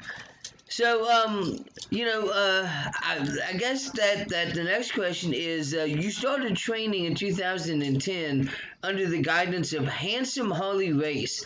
What was it like being trained by Handsome Harley Race? Oh, it was surreal. I remember I was fresh out of high school, so I graduated 2010. So I was fresh out of high school, naive little boy, hitting the world for the first time and trying to become a professional wrestler at the same time. So, but my time while I was there, I got, so much guidance. Obviously, being Harley Race, Amy Hennig was there, Kurt Hennig's daughter, Wow. Mr. Perfect's daughter, Simon Gotch, he was there at the time. Trevor Murdoch, another big one. Shout out to the NWA all the way around, by the way. I love those guys. So Trevor Murdoch actually owned a bar and grill out there called T. Murdoch's Bar and Grill. And, it was cool to just walk into a bar and be like, hey, there's Trevor Murdoch. So I was still that little kid, naive as hell and marking out like crazy. And so I came in there and boy, did they stretch me. So like it's they do that. Harley Race is he is his gimmick. He is a badass. And so that guy, I have nothing but positive things to say about Harley when I was there. They had this glass table in between two rings when I was there. It was in Eldon, Missouri. And that's before they moved to Troy. Right. Okay. Right. And he used to come sit at that table smoking a cigar. And he'd say something just really quick and straight to the point about what you could fix about something. And it was just like genius every time he said it. He'd be like, yeah, try this, kid, and then I tried it and it was like, boom, nailed it. Anything from a physical activity to just in-ring ideas. And just picking his brain at the time at such a young age was an honor. I haven't seen him since, and I know R.I.P. Harley. It really hit me hard here because I wanted to see him again, and I never really got the chance to, and that's unfortunate. So I think he would have been proud of you, bro. I think so. I think he would have been. Hopefully, I'll get on WLW. Yeah. Shout out Leland Race. You already know that's my guy. Hey, can I tell a quick story here? This may not help your chances. But so in Richmond, I saw Leland going against a guy named Orion. And, bro, I've never been so uncomfortable in my life. Like, my man was laying in the chops. And Orion is like a dark cat, right? Like, a darker than me. And he was the heel, and Leland was the baby. And he laid into the kid with chops so much, bro, that he was bleeding from the chest. So by the end of the match, we were cheering the heel. Because he got his ass whooped so bad that we couldn't even help it. Like, Brandon was there and Sonny was there. Those are my partners or whatever. Which Cairo, right? Big dude used to train with you. Used to be a manager or whatever. But yeah, bro, like when you say they stretch you, they stretch you. And I think, in all respect to Leland and those guys, but I think they're trying to weed out the weak. Right? So many people show up, got the money, I'm going to do this, I want to be famous or whatever. Right. Bow Wow, Lil Scrappy, all these famous people. Bad Bunny being the exception because very few actually step in and do some real shit. But yeah, I think they're trying to weed out the weak. Would you say that's accurate? Definitely. And I started with a class of people and they all dropped off like flies. And I was the last one there. And unfortunately, that was 8 years ago, or more than 8 years ago now. I did this around 2010, 2011, all right, and it didn't even really last a year. So I would say if I were to describe it, it was very brief too. And due to circumstances I really couldn't control, I had to stop. And I started focusing my vision elsewhere. That's a story in itself. No, I was not in prison. Everybody always asks that. Did you go to jail? No, it was. That's a story in itself. Real deep, real personal, and I had to stop. And but I'm back now, so I don't need the past. Yeah, baby. There you go. And you're on the Wrestle Talk podcast, Daddy. All right. Come on up. All right, Jonesy, what else you got for the Infinite, man? I've got one more question, and then I'm going to throw it back to the Night Owl. So a lot of wrestlers before they'll match, they like to listen to music to get themselves pumped up. So my question is, what is your go-to song to get you pumped up before a match? Anything to calm me the hell down, because like when you hear that crowd, when you're behind that curtain, Right? you just want to bust out of there like a bat out of hell and just make a bunch of noise. The Infinite is not like that at all. Like the only time you hear the Infinite, turn up a notch is when he's getting aggressive. He doesn't really get excited. He's very And then by then it's too late, and they're getting more than what they asked for. Exactly. Is what I've noticed. It's either 0 or 100 with him, and that gray area he goes in every once in a while. And so I try to listen to like any sort of like badassery music, but also slow. Let's say Marilyn Manson, which my theme song kind of has him in it, sampled in there at least. And so I listen to something that's just kind of dark and scary and just kind of gets me in a really bad, pissed off mood, but also calms me down, whereas I kind of get that tunnel vision and focus. Gotcha. Usually when I go out to the ring, all I hear is booze. Freaking Joe, he got signs on hand and shit. Yeah, because he cheers for the baby faces, bro. I'm a referee. Everybody boos. Yeah, he's a ref. He's got to call it down the line. Yeah. Everybody boos. I get more heat than some of the top heels. Like, I mean, it's just ridiculous. All right, Renee, the rest of the go ahead and ask whatever questions that you have, sir. Yo, me, my turn. Yes, sir. All right. All right, I take those back. Yeah, I take those back. Yeah, we're going to sort this out. By the way, Joe's a pretty modest guy. He won't tell you that he's probably one of the most sought-after referees on the Eastern Panhandle. Okay. So Joe's kind of a big deal. He's got 8x10s. He's got all kinds of shit. Yeah, he does. He won't say it, but he is. See that Undertaker back there. Well, yeah, and we got like Drake Lee. Oh yeah. Yeah. So talk to us about a little bit about that, because we were actually like low-key bringing him up earlier without mentioning his name. He actually took a trip down to Texas. He's spending some time down with Dustin Rhodes. So he's down at the I don't think it's called the Nightmare Factory. It's whatever Dustin's school's name is. It was in, hold on, somebody else looked it up. Somebody else said that shit. Hold on. Somebody in the comments. Because, it's the Rhodes Wrestling Academy or something like that. So he's down there. Yeah. Joe, you mind muting, bro, please? I got some background coming through. Thank you, my guy. So anyway, so you had a chance to sit down with Drake or CJ. What was that like? What did you guys talk about? What was that conversation like? It was good. He's supposed to send me the transcript to it so I can. That's real terrestrial radio that he does. Yeah. Not this internet nonsense that we do. No, you're a big deal too. Thank you. It's an honor to be on here, and it was an honor to be on his show too, because he was telling me the details, and I was like, hell yeah, man, that's awesome. I didn't really know that about him. Bro, yeah. I spoke to him briefly in certain locker rooms, just talking to him, he's cool. He's a good listener too. Yeah. So you may not know this, but he was actually at the Royal Alliance show. Yeah. Okay, you remember? Okay, so he was one of the commentators, one of the guys that was like the loudest. Well, there was two commentators. One was extremely loud, and the other guy did a good job. Shout out to my man Adam Frex of the fuck's the name of this podcast? God damn it. I smoke too much, dog. I'm sorry. But shout out to you, Adam Frex. We love you, bro. Hey, JP, if you can take us a single screen, because Nightmare is off screen right now, I would really appreciate that. Actually, would make this whole thing look a lot better, too, if you can take us a single screen. But anyway, as you can see, we're still working on our production and all that, and we're not afraid to talk about it because, everything's an evolution, right? Of course. Who better than the Infinite to talk about evolution? So let's talk about that, bro. From the Regal Twins to Matt Seidel, to Cameron Burnett, to whoever is going to be next in that line. When I joined KCXW was getting a lot of heat, especially from local haters. You know who you are. Y'all still watch the show. With all that Yarder shit. You weren't around yet. With all that Yarder shit or whatever. Now, KCXW is the longest running promotion in KC and the longest running school. So when we talk about evolution, bro, talk to us where you've gone from like the first day that you walked into the center, which we both work for KCXW, so we got nothing but love, to where you are now. What has that evolution been like? Who has helped you along the way? Give us some highs, give us some lows. Oh, man. By the way, shout out to all the people that have made it. Damn it, bro. A lot of talent coming out of KCXW, baby. Let's go. Or the XWC. Yeah. You say hate on my man David Cat. Now he's like fucking putting out talent like hotcakes, bro. Yeah. Love that shit. It, so big plans for them too, by the way. So can't talk about it. But you know. But so I'm coming in. I was actually going to join Trevor Murdoch's school initially. I remember that. So I actually met up with Trevor, and he remembers me. He remembers me when I came in. And if he doesn't, he did a really good job at lying to me about it.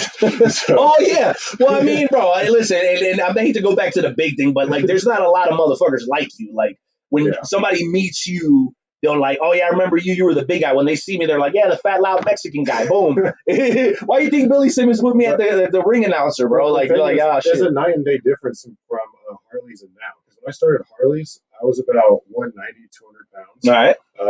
I was still had that underdeveloped body. I'm still growing even now. I'm 29, but I was like What? 17. You 29? I'm 29. Yeah. I don't believe that. A long time ago. Shit, give me some of that. Put some in here, bro. A little bit. Yeah, you look good. Oh, thank you, bro. I'm trying to. I don't see a wrinkle on No, there. but I got 4 chins though. That's the problem, bro. So do I. It's like I'm a beard. That's smart, man. Smart man. But so I was going to join Trevor, but then situations happened with him. His school had to close down. Yeah, bro. That only went like 6 months, unfortunately. Yeah, and so I was going to join it, but then it stopped. Shout out to Trevor. No hard feelings there at all. I still respect the hell out of him. Well, who doesn't? He's fantastic. Yeah, he's funny as hell too. So I like to just listen to him talk. Really, I've been to one of his seminars before, and he's funny. So I came in there. I came into XWC with the expectations of a Harley racing school. So I was like, "Oh shit, can I say that?" Yeah, bro. You listening to me talk, bro? Yeah, dog. Like I said, this is internet radio. I was like, oh, yes, here we go again. So, because the first person I saw, by the way, just in case I wasn't clear, the first person I saw was the Marksman. That's a bad boy right there. I saw him and I was like, oh god, he's going to be the guy that's going to whoop my ass. I can already tell. So,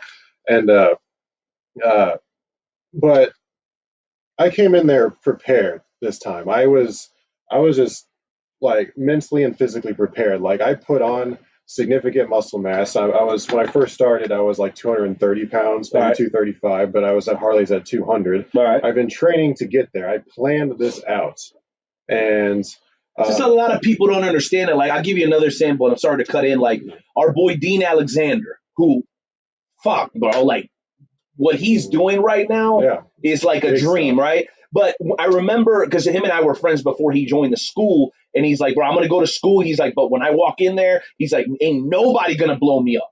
And he knew already what they were going to try to do to him when he got there, and he was ready for that shit. Like, that is that kind of what you did? Exactly what I was doing. So I was like cardio. I was like 90% of his cardio. And so I know I don't do much cardio now, but if I do cardio, it just basically means lifting weights really fast. I'm shaking the camera. But yeah, that blows me up. So that's where I get my explosiveness, and I'm working on cardio at the same time. And so like I'll do explosive squats and such, explosive bench press. So it gets my heart rate up. And so that way I'm able to move heavy weight and be tired at the same time. And so, but I came in there and I was ready. I shout out to Leo D, Kyle Eller. Yo, shout out, man. One of our favorite guests here on the Wrestle Talk podcast. Yeah. Joey, I know you can hear me even though you're not on the screen, bro. I know you would agree that Leo D is one of our favorites of all time. Yes, he's a good friend of mine. So he gave me my tryout and he passed me. And so ever since then I always thought this guy's really cool. I want to really connect with this dude. And big shout out to him in general because he is a great friend too. He's a great friend, great guy. You know what his only shortcoming is? What is that? He's a goddamn Green Bay Packer fan. That's the only thing about him that I can't. And we all got best friends like that. Like Joe's one of my best friends. He's a damn Raider fan. So everybody has flaws, right, Joey? Yeah, no doubt. I really gravitated towards him, and he really opened some doors up for me. And I try my best to return the favor, but he's really he was adamant that we book you for Royal. Like he was like, "Yo, we got to get Ryan on that show." I'm like, "Well, Yes. duh, yeah, well, duh." All right, so Joe, I want you to come back. No hookers. There was no hookers. Oh, bookers. That's right. Okay, yeah, there was a family show, man. Chill out. I want to bring back Joe for this one. So we're gonna get off wrestling for just a second, and we'll jump right back into it. So as far as movie characters, specifically because it plays into your gimmick so much, the Terminator series. Who was your favorite character out of the whole series? We'll start with you, Joe. Then we'll go to me. Then we'll go to Ryan. Who was your favorite character out of the whole Terminator movie series? The whole Terminator movie series, I was always a huge fan of Robert Patrick, the main villain in Terminator 2. I thought he was the most T-1000. most bro. badass dude ever. Oh my gosh.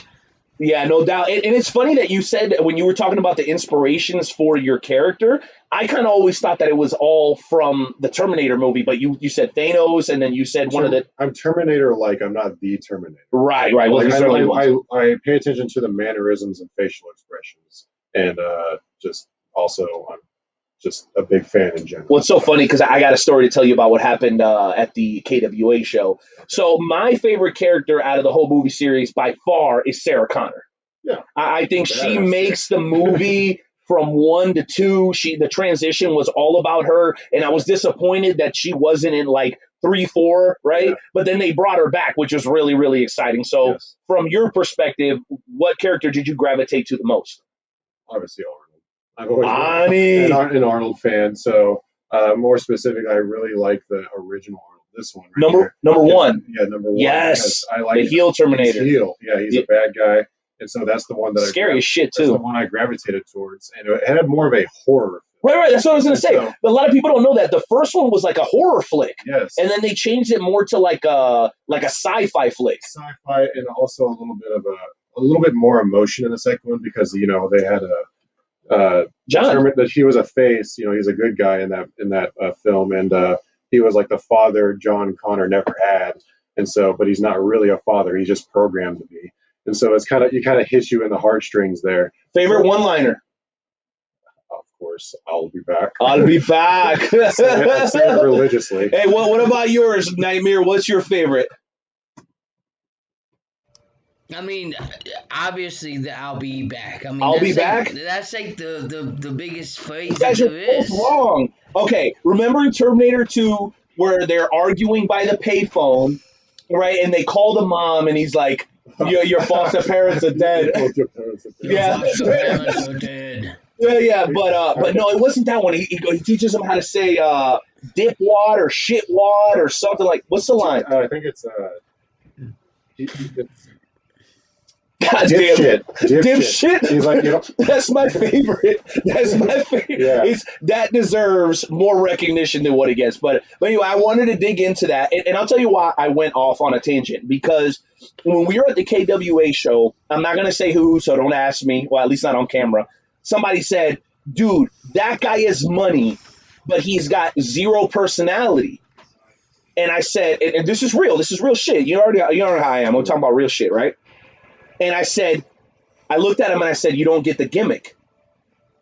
And he kind of looked back at me and he goes, just nodded and walked away. So from my perception, why does every character have to be Ultimate Warrior? Why does every character have to be the... Exactly. Bro, not everybody has to do the same shit. And some characters are better coming out, saying 2, 3 things that resonate, and then whooping ass. Because let me tell you something. Nobody like Roman when he should come out and grab the mic and talk shit for 5 minutes. Nobody like that. But when he comes out and he makes his 2, 3 sentences, and then Paul does what he does, and then Jay does what he does, it makes way more sense. So let me wrap all that into a question. How do you feel like you've been perceived in the pro wrestling business? Do you think that there's like a stigma about you because of your size or because of your character, and how have you dealt with that? So that's a tough one. So take your time. So a lot of people, they see me, I know the first thing they see is muscle, and so the stereotype is you got muscle and you got no brain. Or even, I love this one. In the wrestling community, if you have muscles, they just associate you with you can't wrestle. And so you're a body guy. So just a body guy. And so I have a brain, I was an intellectual before I was. Well, you're a successful businessman as well, from what I understand, in your Yes. shoot life. Right. Yes, Okay. yes. So I'm a lot of things, but stupid is not one of them.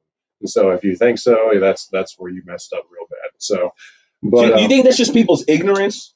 I think it could be that, or it could be just like they see someone like me, like you said, and immediately I've heard this more than once from you. They say, I see a superstar. And so they have to find a fault to me to Yeah. try to push me See a down. superstar, but Yeah, they can't just be like, yeah, he's got a great look, he's got a great future, he's great. I understand criticism. I right. love criticism. Anytime I always ask people my opinions on the match, and I said, only tell me the bad things. And so I'll hear the good things, cool, but I want to know what I'm doing wrong. And then there are people who just legitimately put you down. Everybody's got haters, whatever. Right. So I'm not saying that guy at the KWA You got haters, show you're doing was something right. Yeah, I'm not going to say that guy at the KWA show was a hater. No. It's just that He didn't understand it, though. I don't think it was any malice. I don't really resonate with the over the top cartoon characters. And so Hulk Hogan, great, Ultimate Warrior, great. I'm taking nothing from them. No. But I'm channeling more like Jake the Snake, who brought the energy, which I prefer, down. And then every once in a while, I'll bring the energy up when it's needed. And so if I have to get aggressive and loud, I will. But think of how Thanos talks. Thanos does not never yells. He's calm, slow, and calculated demeanor. He's big, and he's got this. So I gravitate towards that character just on my own. And so that's what I'm really trying to channel. And he's Paulie from Goodfellas. You remember Goodfellas? Have you ever seen it? So in Goodfellas, there's a character who's the mafia boss, and when he's being described by the narrator, they said Paulie doesn't talk or walk fast, but that's only because he doesn't have to. Exactly. People will wait till he gets to the table to start the conversation. People will wait until he walks by to try to go in that same direction, right? It's about having the right amount of Chad nailed it, ring presence, and that doesn't mean you come out and talk shit for 10 minutes. Can I do that? Yeah, you've seen me. Well, I can hear it right now. So from a man from the KWA, I love you, man. You're a great fan or whatever. KCXW is really good at allowing you to really push out the character. And there's a lot of companies out there, I get it. So I can come out there and just be Robot Infinite. I can be the Machina Infinite, or I can be the Deus Infinite, or I can be somewhere the Deus Ex Machina Infinite. And so I can be a jack of all trades. If you want me to do this for this match, sure, I'll go out there. But I'll take away certain aspects of that dark side and just kind of go more towards Terminator, And so it's I'm multi-dimensional with it. And well, so you're badass. You don't have to say shit, bro. People know it. But I can, though. It's at KCXW, they give me a mic all the time. They have me film promos, and I kill it. I can speak in riddles and everything. If I kill it. They just So promoters, bookers, Joey, give me a mic. Joey, does this look like a man right here that can't cut a fucking promo? Because you're listening to him, and I can't get a word in otherwise. Does this guy sound like a guy that can't cut a promo? Absolutely not. It sounds like he can definitely cut a promo. Definitely 100% can cut a promo. Yeah, people are starting to see that, and so because they always associate muscles with stupid. And so all brawn, no brains. You can have both, baby. Best of both worlds, right? I was a nerd before I became buff. There you go, baby.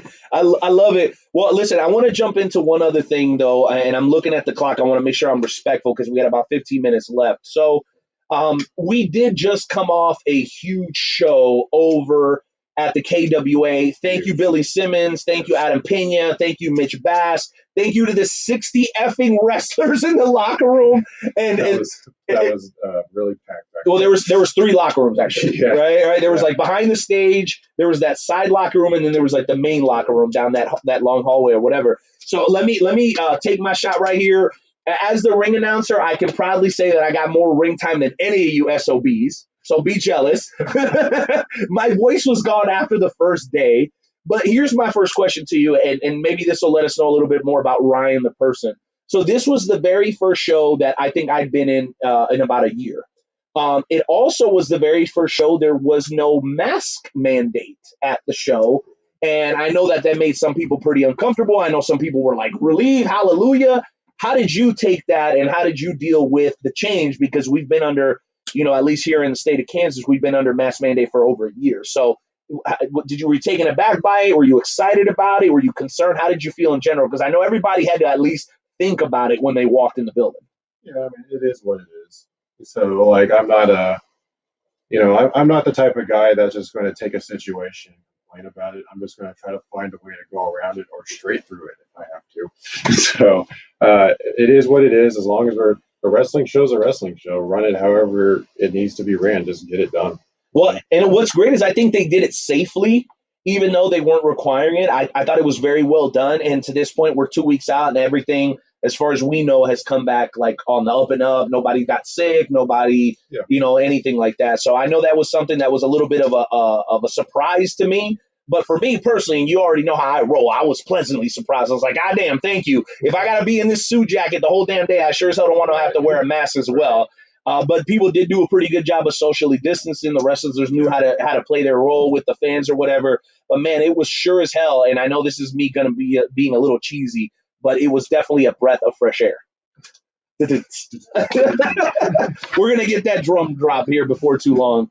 The other thing I wanted to ask you is, I know when you talk about being an intellectual that you like to study a lot. What are some of the things that you study? What is some of the tape that you watch? What are some of the books that you read, both inside and outside of wrestling? What is the infinite reading when he's filling up the mental capacity?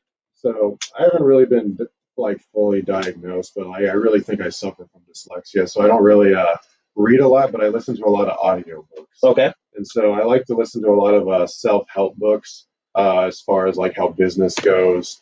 So a lot of just anything that kind of motivates you. And I like to, as long as the author is successful, I want You have a recommendation for the listeners of the Wrestle Talk podcast, one particular podcast or audiobook or something that you would. Many. What do you think?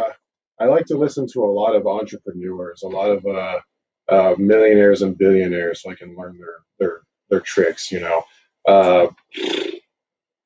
I got one. Robert Kiyosaki, one of my favorites. Yes, I watched Rich Dad Poor Dad. Yes, yeah, fantastic. He's a good one. And so on the more not so popular end, I'd say as far as like self improvement, I'd say there's this relationship coach guy named Corey Wayne. He goes by Coach Corey Wayne. He's a very he does relationship stuff. He does life stuff. I like to watch that sort of thing, and so I can kind of resonate with it.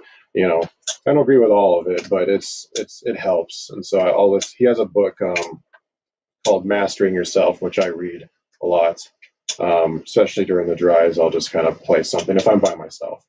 But I like to study a lot of psychology on how people think. Okay. And so I like to know what people tick. I'm interested in just a lot of science, biology biology-based things. I like to know why people think the thoughts that they do. And so I like to pick a lot of brains. And so and just listen to people and learn a lot from them. Not everybody's like me, and I'm glad. So people are interesting. I like to learn about other people, and it helps with wrestling too, quite a lot. Absolutely. Learning how to deal with other people. Well, it does, because just like any sport, right? Like was that Little Giants, right? Remember when John Madden and Bruce Smith and Emmett Smith, they all get off the bus and they're doing the training with the little kids, and they say football is 80% physical, no, 80% mental and 40% physical, which obviously is 120, right? But it is all a mind game.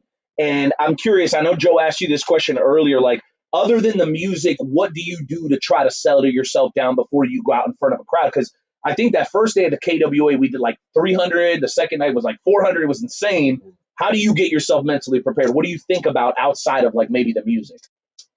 I'm just trying to think about the match. I like to shadow the moves before I go out. Just kind of go through the motions as if we plan a match. I don't like to do a whole lot of that, but if we plan something, so you like to call it in the ring? A little mixture of both. Okay. I'm a bullet point guy, and so, but I'll also listen to music just to kind of slow me down, get me into that mood, that really dark place, and just try to pull out that dark part. We've all been through some crap, so I'm not going to say more special than anybody. So right. I'll think of something in my past that really makes me mad, and just go out there and be that emotionless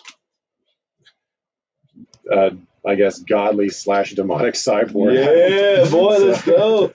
And I'll say, I'm gonna get Jones back in here. Joey, let me hand over these headphones real quick, and while I do that, he puts those on. I want to give a shout out to a guy who I think had one of his best matches against you, and KCXW Saturday Slam just had a new one drop this past Saturday, guys. If you're not subscribed to KCXW, make sure you go ahead and hit them up on YouTube. It's your boy on commentary. This guy's usually kicking someone's ass on there. Well, you're getting compliments, bro. How about that? I wanted to give a shout out to Aaron Clay, who I felt had one of his better matches against you. Any thoughts real quick before Joe has his next question about Mr. KC and how you thought that match went, or just him in general, because I think he's a pretty awesome guy. That was a very fun match. A lot of that match was just calling on the fly. It was a typical example of a bullet point match, and I like just thinking of stuff. You look at where they're at in the ring, and I'm like, oh, I can do this move here, or hey, he can hit me with this move here, and I say I'm not really thinking about what spot is coming next. I'm just kind of just feeling the match, and that's what that entire match was just us feeling it. And so he's also a really good friend of mine, so I know where his mind is. Mine as well. No doubt. Go ahead, Joey. What you got for the Infinite? Well, you were talking about what makes people tick, and I know what makes Renee tick. All I have to do is just say I've never seen any of the Godfather movies, and you'll see Renee go. What? That really pisses me off. I'm like, how are you calling yourself an adult? You haven't seen it? Guess what? Neither am I. Y'all can just continue this interview without me. I'm just going to sit over here and wonder what my life is all about. Bro, you'll love them. As far as, like, you calling yourself a thinking man and somebody that's cerebral, there's no more cerebral movies than the Godfather movies. And it's incredible. Yeah, it's big family. You'll love it. You'll love it. Go ahead, Joey. So my next question is, you've worked for quite a few promotions, and one of those that sticks out is Warrior Alliance Wrestling. What's it like working for Warrior Alliance Wrestling? Come on, Joe. Oh, Joe, you're killing me right now. Yeah, how was that one show, bro, that you did 3 years ago? That was a good show. It was a good one hitter. Hopefully it's not a quitter. I hope it comes back up. We just need a venue and like $20,000, bro. You want to help me out? It was close to home, and it was ran by my good friend, Leo D. So wait, your good friends, Leo D and some other guy. Yeah. But just joking. It was I also wrestled Aaron Clay, Mr. Casey, on the show. It's also one of my most favorite matches. So I think I can bring out the best in him, and he brings out the best in me. Dude, you guys kill it.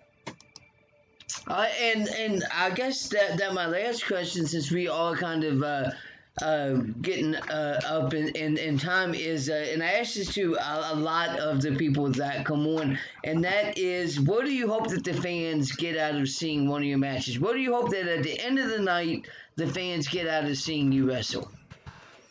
Hope they get pissed off. Yeah, so I like. Sure, I can work face, but I love being heel. I like riding that line of like where it's almost like uncomfortable at times. I like, when you think Thanos, you kind of have that uncomfortable feeling like, oh crap, here it comes. Some stuff is going down, and I'm not gonna like it.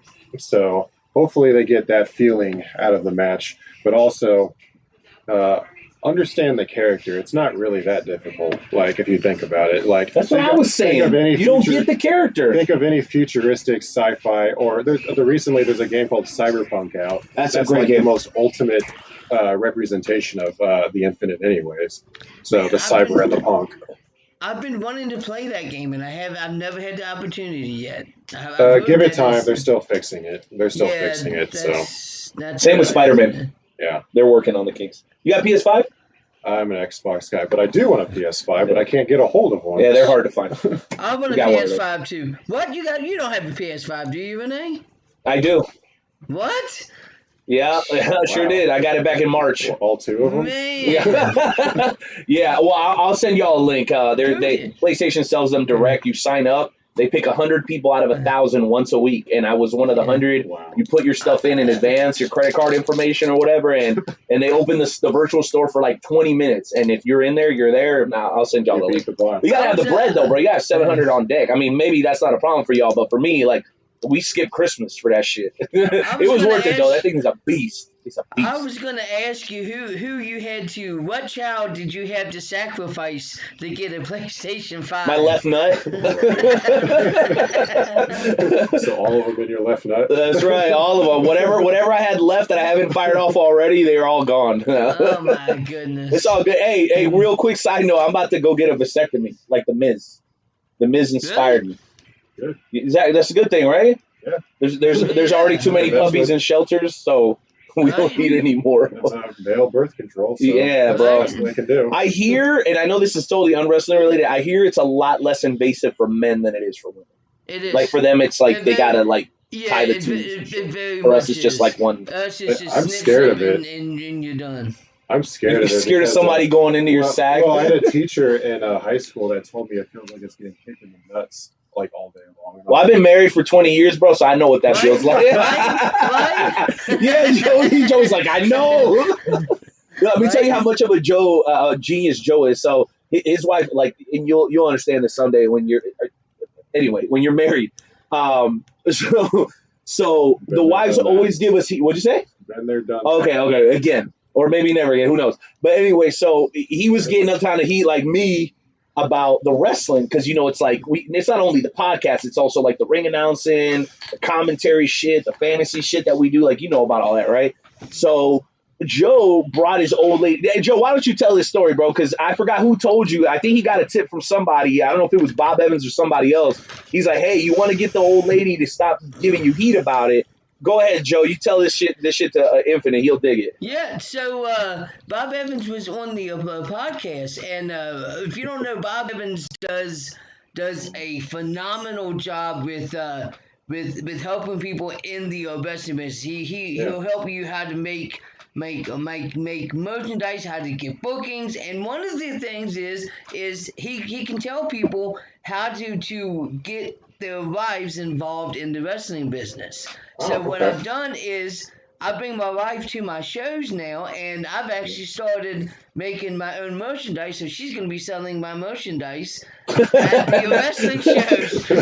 So that way, I don't get the heat of not being home because she's going to be there with me at the shows. So, because, a lot of times it's if you're at a show every single Saturday, it's you're spending too much time in blah, blah, blah, blah. I'm sure that Renee's heard this multiple times about all of the wrestling shows. So. Indeed. Yeah. That's what we got to go through, bro. So there you go. That's how Joey figured it out. And I can relate to that. I'm in a relationship now, and she has definitely helped out. So I'll be posting some stuff on social media here pretty soon that I can give her 100% credit for. Oh, there you go. Sorry, ladies. Sorry for the bad news. No doubt I'll take those back from you. All right, Joe, I'm going to jump back in real quick here and ask Ryan a couple of final questions. So you've come from WOW for a short stint, then to KCXW. Now you're traveling and doing what promotions? Can you talk to us about the promotions you've worked for so far and some of the highlights and maybe even lowlights of your career thus far? So KCXW, that's my hometown's promotion. Same. And, they're my go-to always. Hell, I even got Kansas City tatted on my arm. KC Mo. Oh, I'm sure Hollis for some reason has a problem with Kansas City. He loves Jackson. Anyway, we'll get into that some other time. CCW, Cape Championship Wrestling, huge respect there. They treated me like gold since the beginning. They took one look at me and said, yeah, you're $1 million. Look at that comment down there. She said, he's taken. Oh, well, I'll wait for Stone Cold Steve Austin. Told you the ladies was going to be losing it. All right, CCW. CCW, XWE, CEW. Where's that? Iowa. Iowa. Central Empire Wrestling. Okay, I know those guys. Shout out. Yeah, with Austin Bayless. Cool dude. With huge respect. He brings in a lot. I got punched in the face by the Shockmaster on their show. Oh, that's nice. He's a big dude. Put that one on your freaking resume. Yeah, I got pictures of it too. That's dope. IWA. Those are really good, respectful people. The promoter there is the nicest dude ever. He welcomed me with open heart, and his wife. They have a nice restaurant down there too, and it's delicious. They're goals right there, them two. Where else have I been? Levi McDaniel's fight promotions. That was a good time there. So a lot of these promotions, they usually just take one look at me and they're like, yeah, Come on in, buddy. let's book this guy. And so that's exactly the impression I wanted to give. So, I bust my ass outside of the ring as much as I do inside the ring. And that stuff outside of the ring, it's that people notice it as they should. That's the goal. And I see a comment there, WWE. Yes, I have worked for WWE. Yes. January 20th, 2020. I got kicked in the face by Aleister Black. Oh! So I am tied with Kofi Kingston at 8 seconds for the quickest loss. So I guess that's my claim. In history, that's right, baby. Yes. Oh, I thought Daniel Bryan had that one when he got the brogue.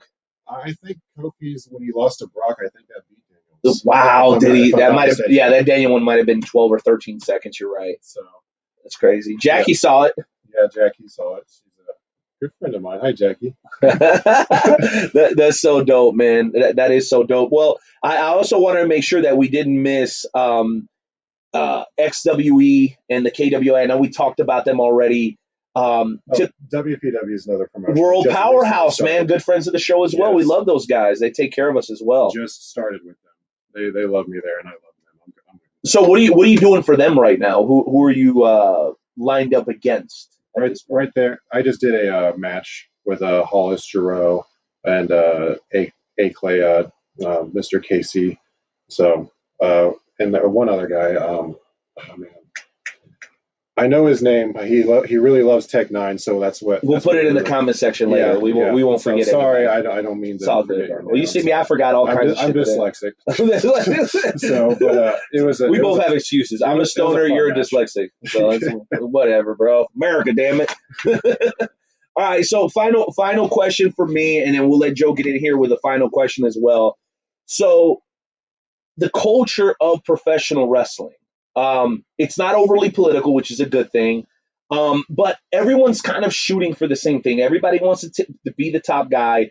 Everybody wants to be the top draw. Everybody wants to be the top money maker. What are your objectives in the world of pro wrestling? And do you feel like the culture of professional wrestling today is going to facilitate what your ultimate goals are? It doesn't matter what the culture is. I'm always going to adjust to it. You have to. Jericho said it best. You just got to change with the times. So it doesn't matter what they're putting out. I'm going to respect it, and I'm going to do what is necessary to remain relevant. So my goals are to it's all 100%. I want it all. I will go to WWE, AEW. I don't care. I want to work for those companies, and I love the product that they're putting out now. Like, holy crap. I'm not going to lie to you, bro. I love the idea of you in New Japan Pro Wrestling with like a Jay White slash, and I know this is going to sound like a step down, but like a Bad Luck Fale type vibe. Like, you know what Bad Luck Fale is? He's one of the original Samoan guys down there, part of the original Bullet Club or whatever. Super big, like 6'6", 350-pound Samoan guy. Just doesn't say a whole lot, but doesn't need to. Whenever he's in a match, you already know he's about to beat the shit out of like at least half the guys there. So personally speaking, I think you would fit in great there to start. And then, I mean, I don't know if that's a start or a finish, but dude, you'd be fantastic there. Yes, they do, and they're not afraid of anything. So, Joey, why don't you go ahead and unmute yourself, bro? Any final questions? And I do believe I'm hearing from our production crew that we are going to be able to squeeze in a shoot and shout tonight. So hopefully you're ready, bro. This is going to be a good one. But, Joe, any final questions for the Infinite? Yeah, I do. I have one final question, and I'm sure this is on everybody's mind, is when is the Infinite going to be the KCXW Heavyweight Champion? Oh, I will sort of cut this in an Infinite style.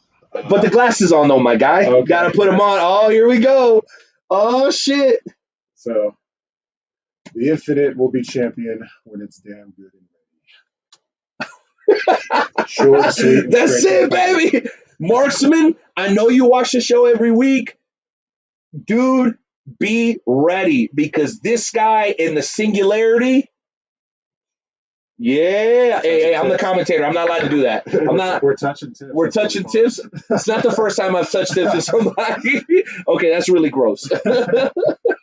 All right. So let's do this.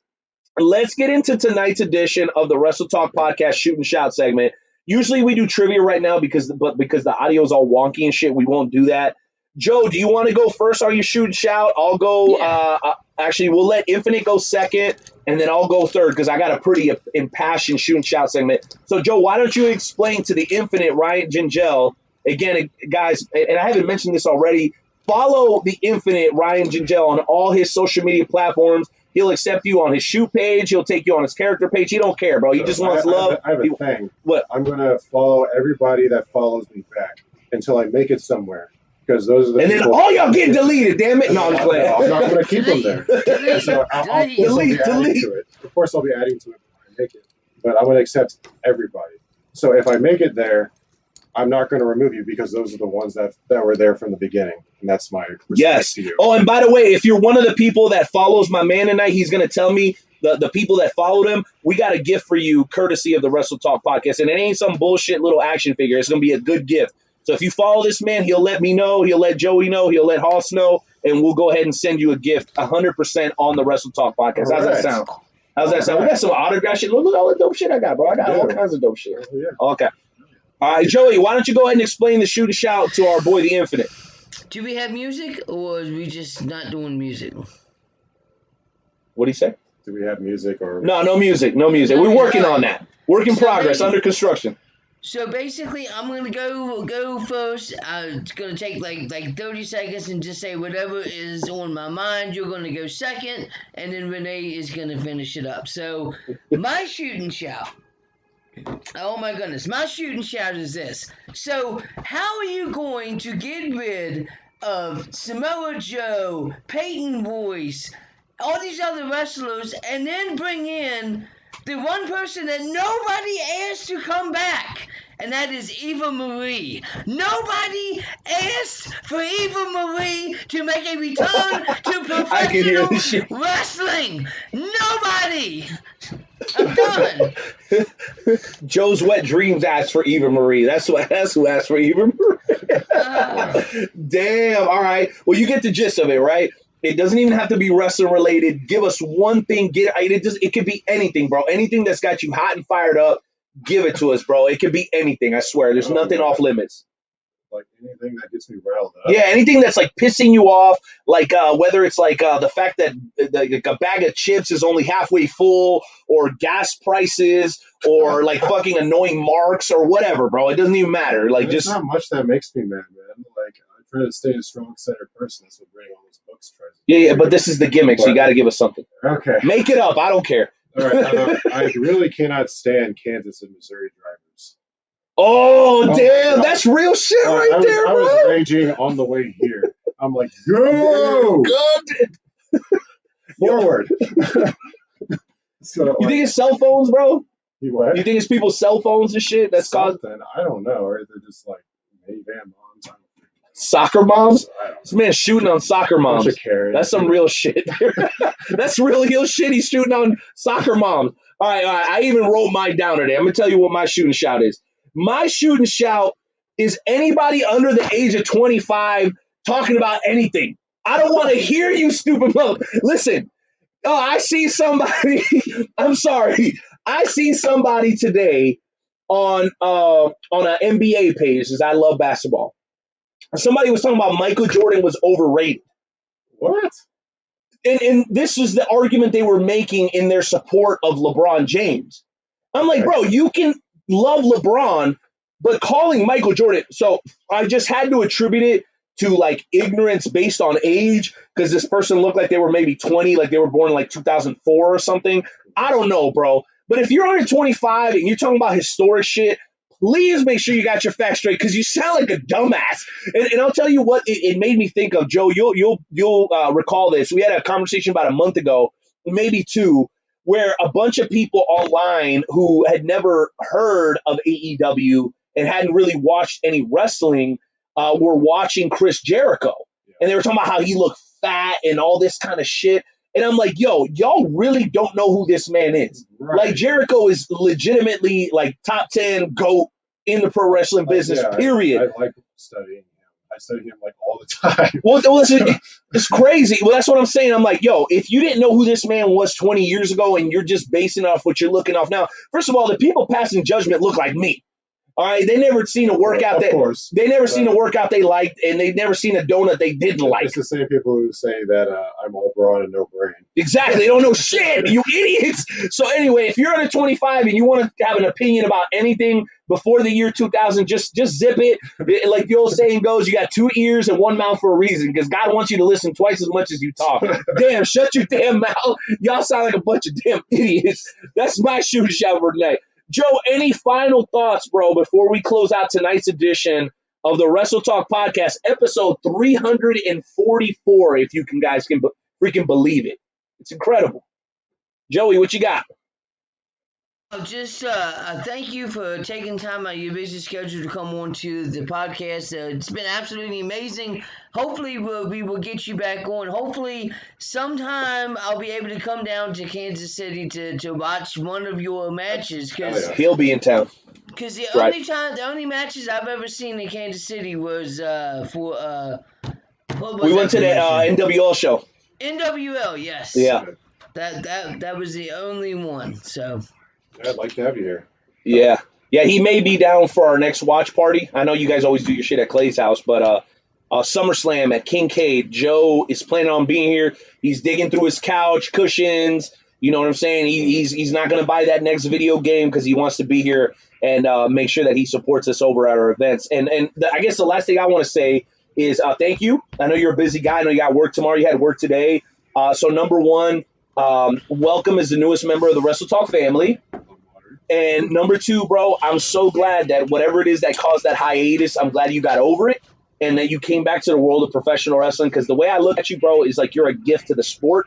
So as long as you stay healthy and as long as you stay motivated and as long as you stay hungry. And listen, bro, we talked to Josiah Williams before he got signed by NXT. We talked to Punishment Martinez. You might know him as Damian Priest. So it just so happens that when people come on the Wrestle Talk podcast, they eventually become a really big deal.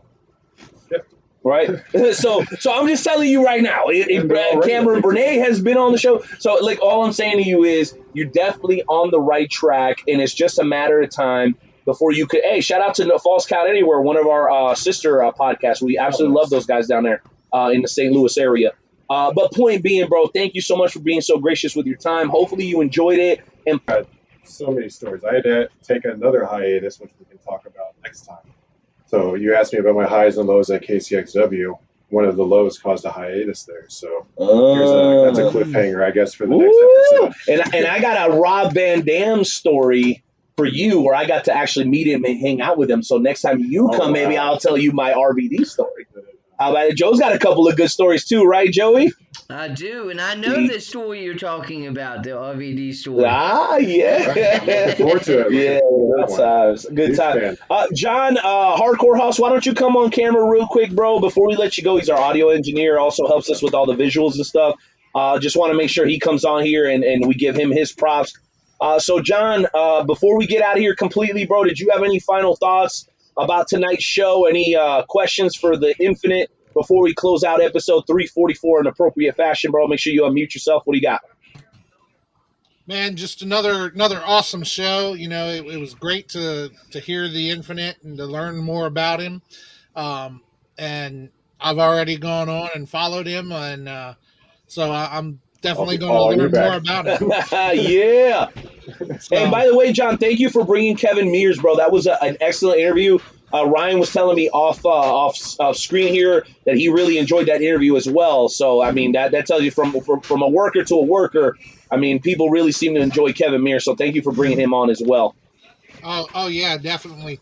And just thank you to all the Wrestle Talk family for supporting us out there. And we couldn't do what we do without you guys. So that's it.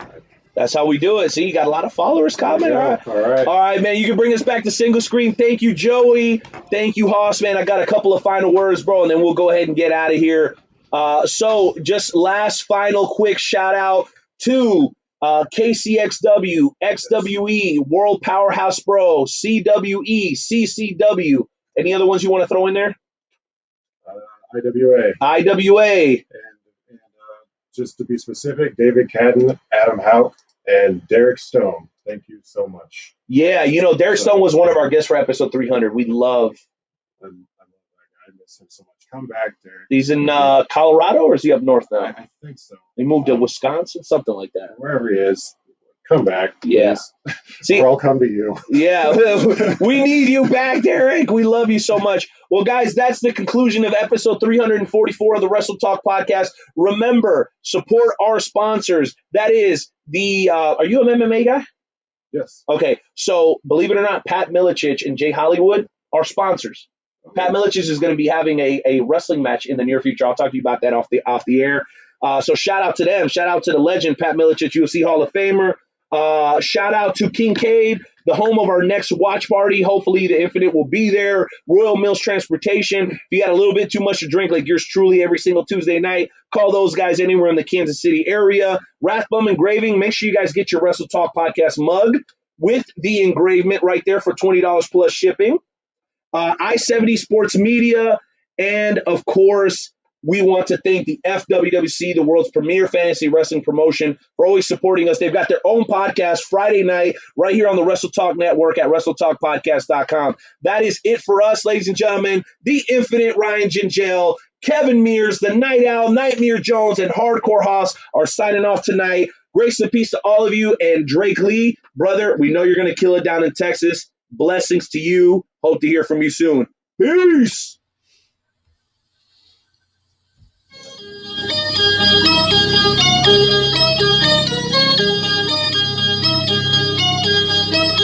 Return to the D was imminent. Step into the mic, it's like a brand new lyricist. I'm here to do what should have been done 10 years ago. You can't fuck with me. I'm stepping out the shadow. So walking overloaded, I'm ready to explode. I lost all self-control. Setting your skills like Highlander, one slice, and I watch it.